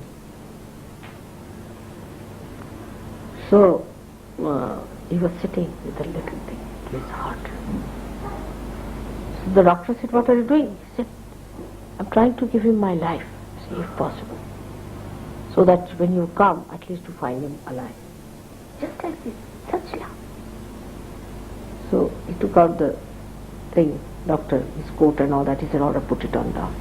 Sitting there, very cautious. He was a relaxed soul, no doubt.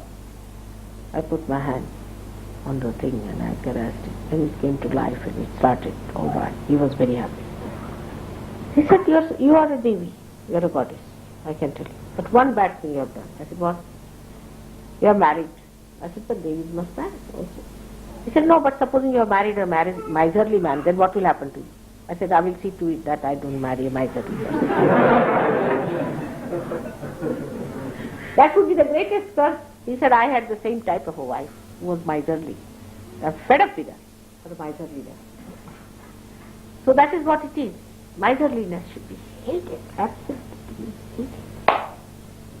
Absolutely to be the worst of all. It's like leprosy for surgeons. Miserliness is saving pounds, That must go away from your mind. Miserliness to yourself is good. Miserliness to others is bad. The God told me shocking.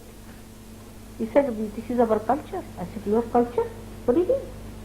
You see, he said that if you go in a hotel and if somebody is paying, we start looking this side, that. That's really? He said, "It is very common."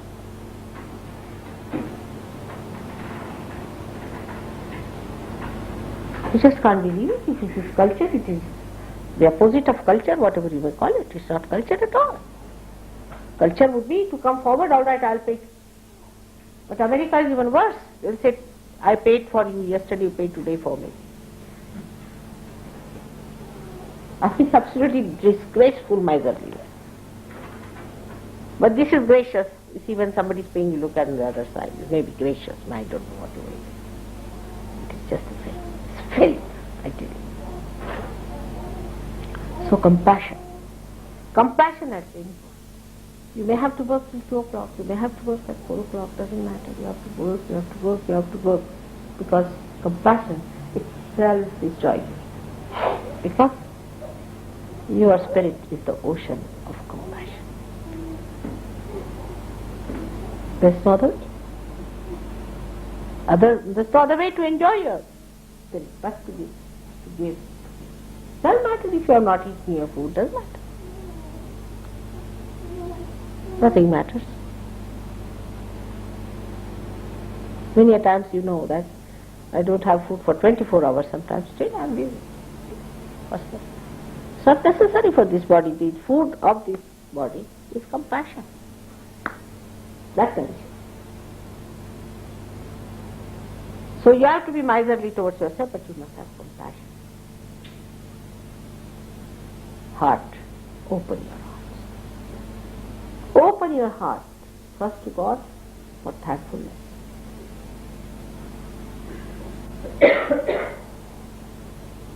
This is the other quality one should have. It is a higher quality, I should say, of thankfulness to God. He has given you realization. He has given you this body. Do you realize that this body, human body, is given? He has given you everything. Count your blessings. Even to have the morning, to enjoy it as a human being. You are not in any bandhan, you are not in any pash, you are not pashus, you are not animals. Animals are pashus. You are free being. God has given you freedom. And He has given you His realization. Sense of thankfulness. But our language says, thank you, thank you, thank you, finish. It's only in the lip, it finishes, lip service. From your heart, thank you. From your heart. Not outside, just go to church, thank you God very much, all right, done.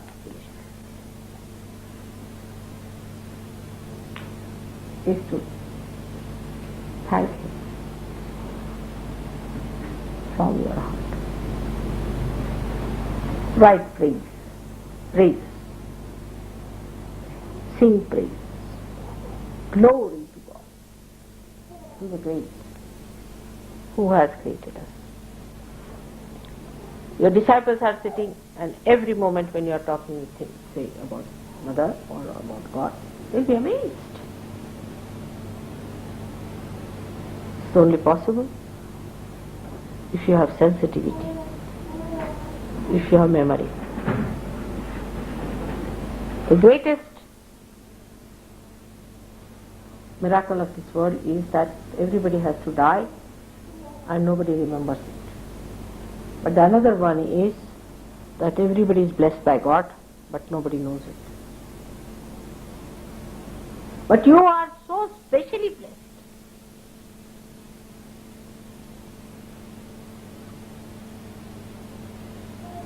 So what you should do? Be joyous. Be grateful. So that bliss comes to you. Without thankfulness, nothing is going to work. Thankful heart. You need a heart that is thankful to God, so that He gives you.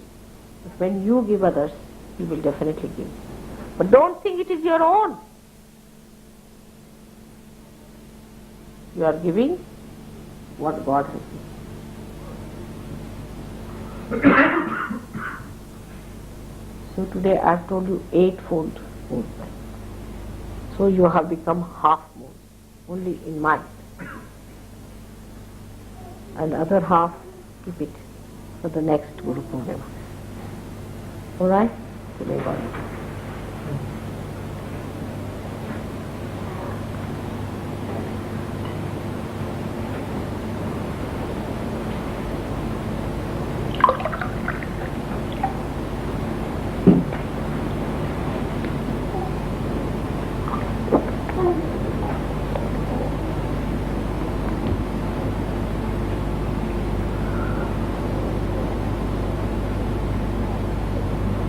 Today you must take up a vow in your hearts that you will develop guruship within yourself, mastery.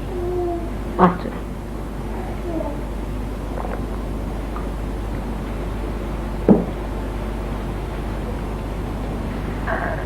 Mastery over language, mastery over yourself.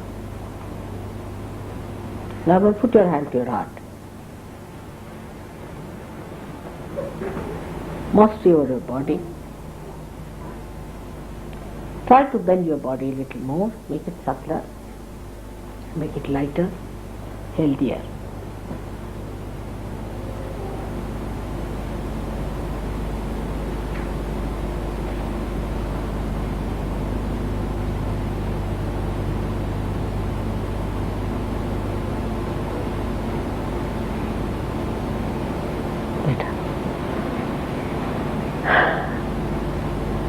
So now I've done my job. Now what do you want me to do? Is to eat these laddus? That's your job. Yeah. Sharma. Huh? Sharma. Sharma? Sharma.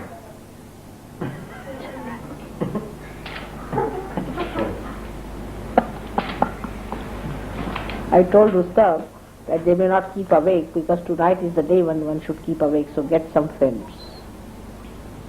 Now let me see what he has done.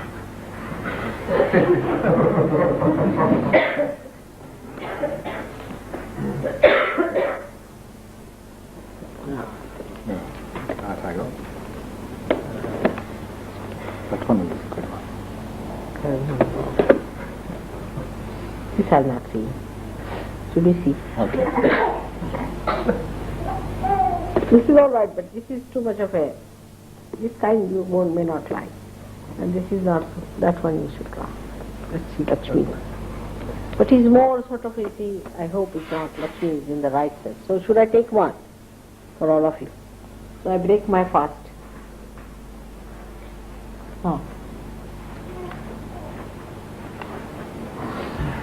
So should we see this film now? Or what is it? Should we have our food first? Just have our food. I don't want you to starve. Mother, will you also have something to drink? Huh? Drink?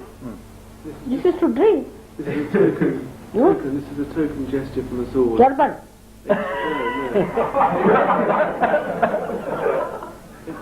It's a token gesture. It's not quite the real thing, but we present it to you with our love and our heart. So what I don't understand, today is Nanak's day. I have to grow my beard. What's that? Mother, you're thirsty every time. Token. One. What is this token for? Just to express our love. Hmm? To express our love as a symbol of how we should grow, I think. With your blessings.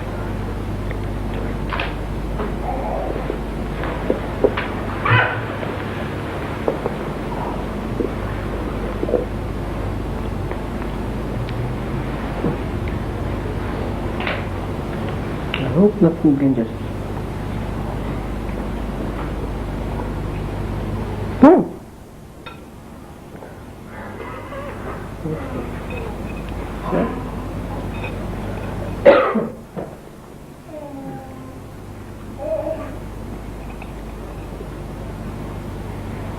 Mother, we know you always give things away, so we got two. What? What is it? We know you always give things away, so we got two.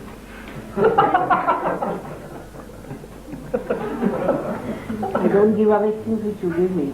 Never. Tell them I do it.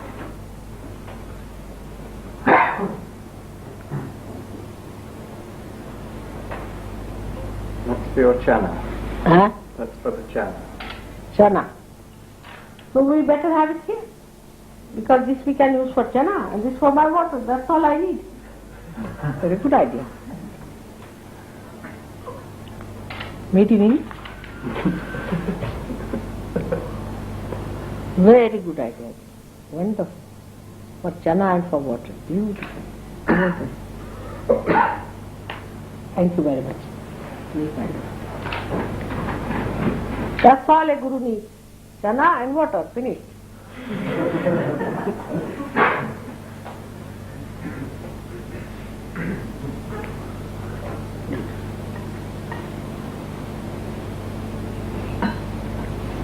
And this one is called as kafan. It's a martyr's dress. Martyr. Who ties the martyr's emblem on the head. Kafan is actually the cloth that covers the dead. You see, so he puts that cloth on his head, that I am now out for death. I am not afraid of death.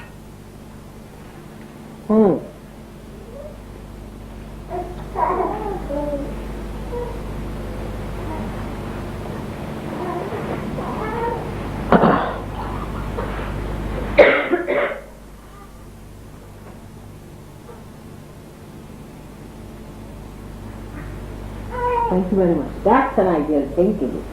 Really, isn't it, Ali? Now great.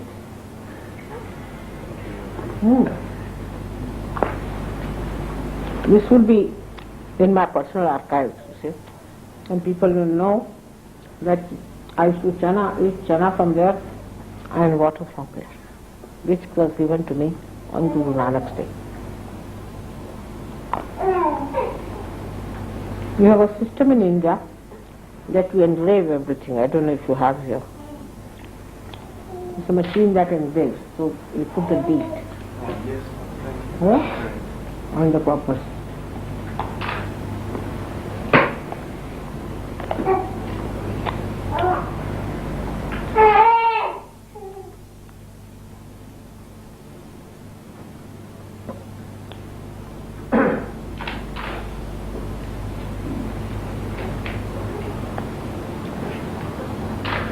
What about food that?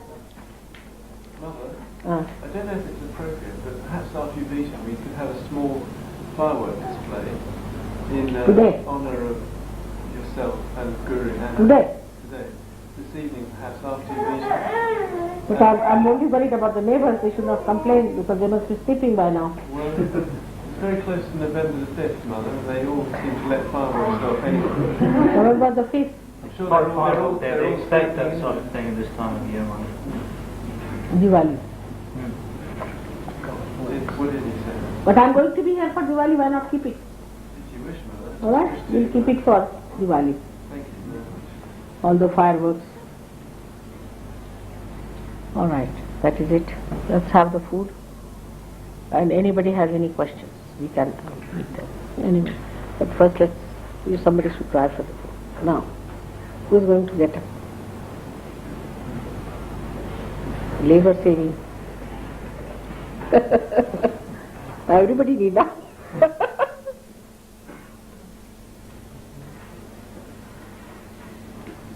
Those who are in charge. Those who are sitting will go and wash the utensils later.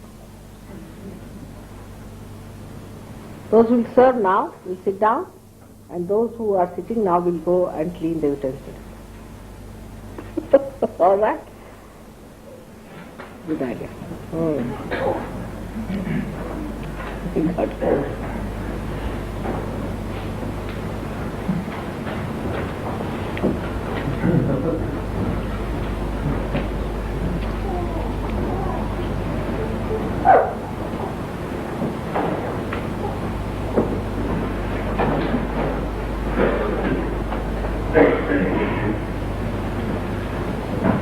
For your information, we met really some very good people there. The two persons who came to see me are publishing. They have given me books, 4 books they have given me, 80 volumes of these books. They are publishing all such people like realized souls and all that, and they are selected in the lives of people, trying to establish the unity through religion. That's a good thing. But what I felt about the whole thing was that they have not yet, they asked me what should be the name. I said give some abstract name, don't give some particular names and all that. But still they fail to understand the importance of Sahaja Yoga. Because at least 1 volume should be for Sahaja Yoga. Maybe they might do.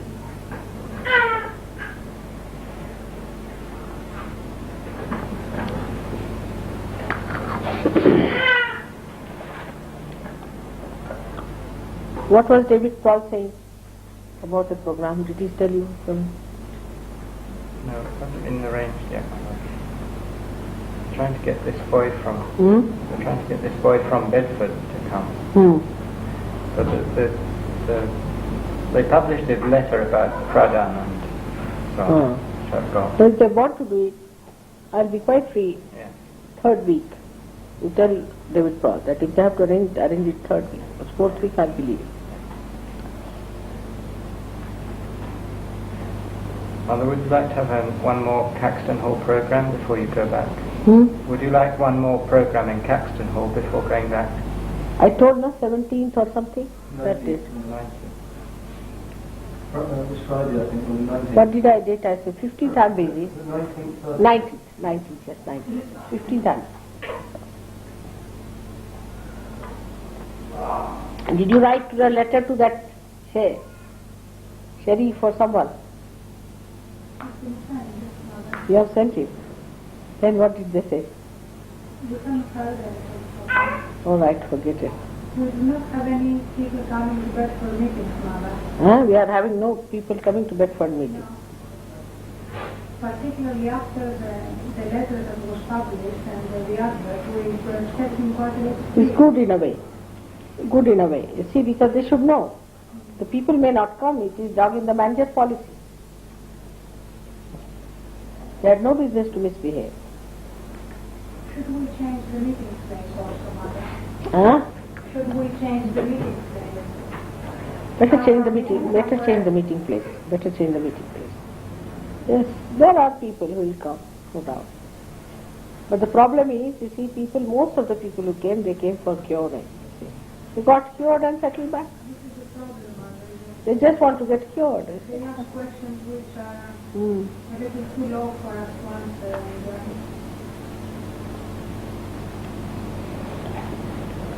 So don't worry. They're not interested in the spirit of us.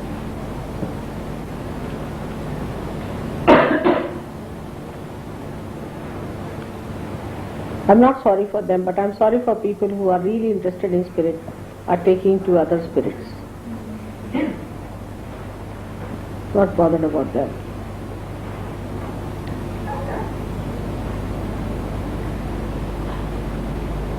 They just got cured and they're all right.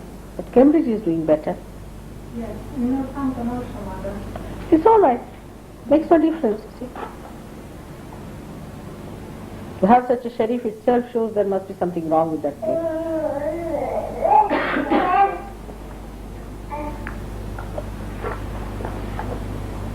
The other fellow was very nice when I went to see him.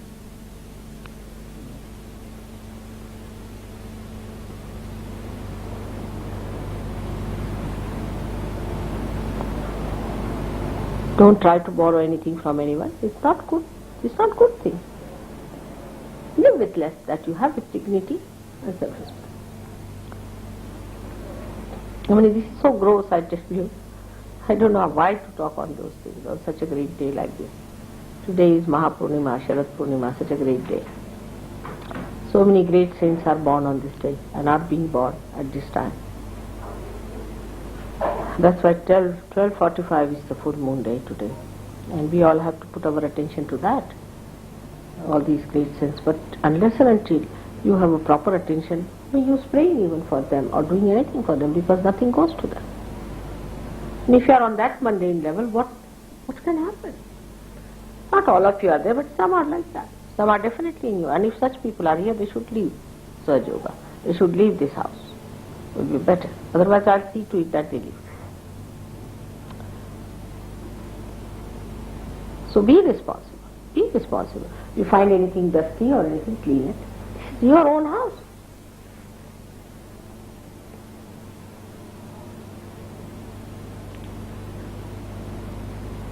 This was a sad thing that told me. Every time there has been a problem of electricity. Money has not been paid, this has happened, that has, now the money is there, but all the money is exhausted.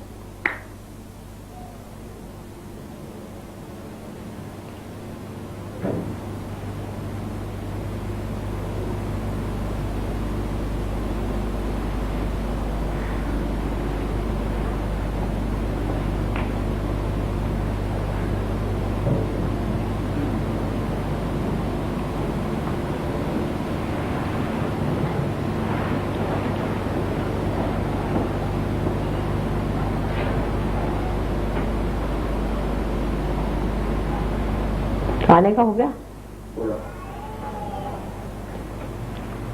So, ऐसा करो, film शुरू कर दें, and we can have it after half time. That we can do. During interval. आपके लिए कुछ बनाया है? क्या? देवी के क्या बना है? केसर के दूध. हाँ? केसर के दूध. आज तो रखो उसमें, चंद्रमा में रखना है. पहला आप थोड़ा आपको देना. अच्छा, चलो. Today they make this milk and keep it in the sun, you see, and in the moon, and you get the rays of the moon in it. It's very regarded as very great day today, Sharad Purnima. The whole night they sing songs and do all festivities and all that celebrated. It's a very great joyous evening.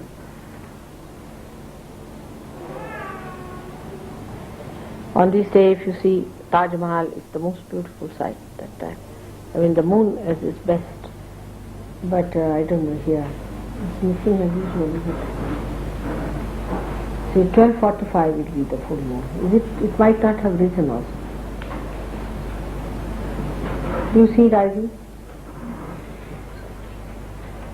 Today the sky was cleared out in the evening.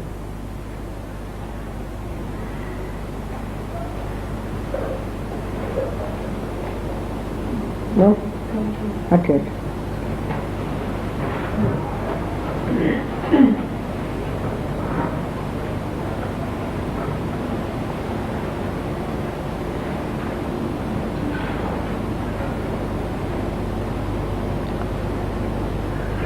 So there should be some concession given to them because these people will be in India.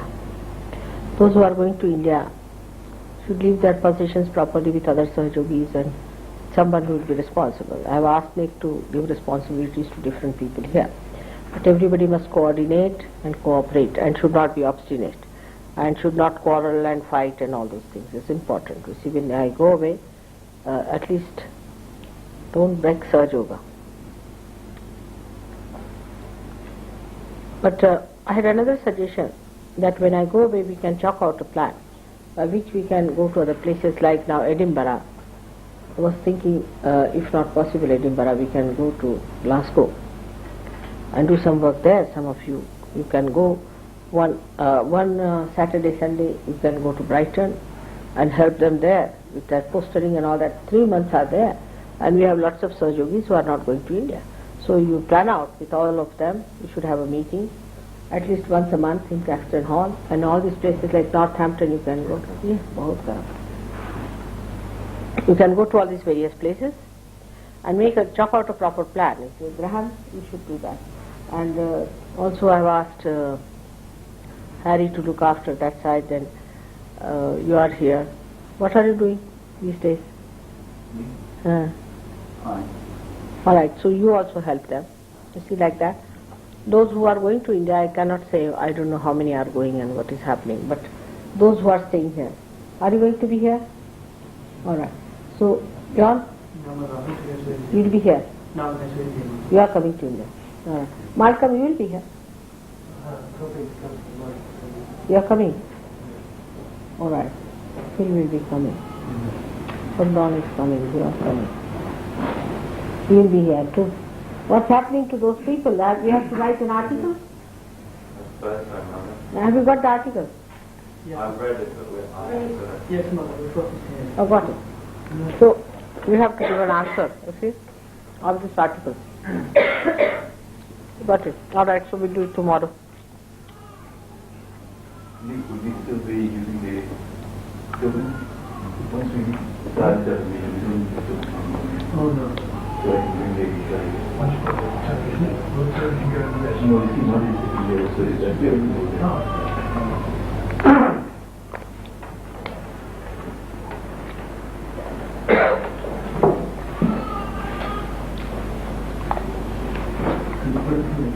Actually, you all can move and it can be kept that corner. That if you can make two separately, just move it a little, it can be put into the wall.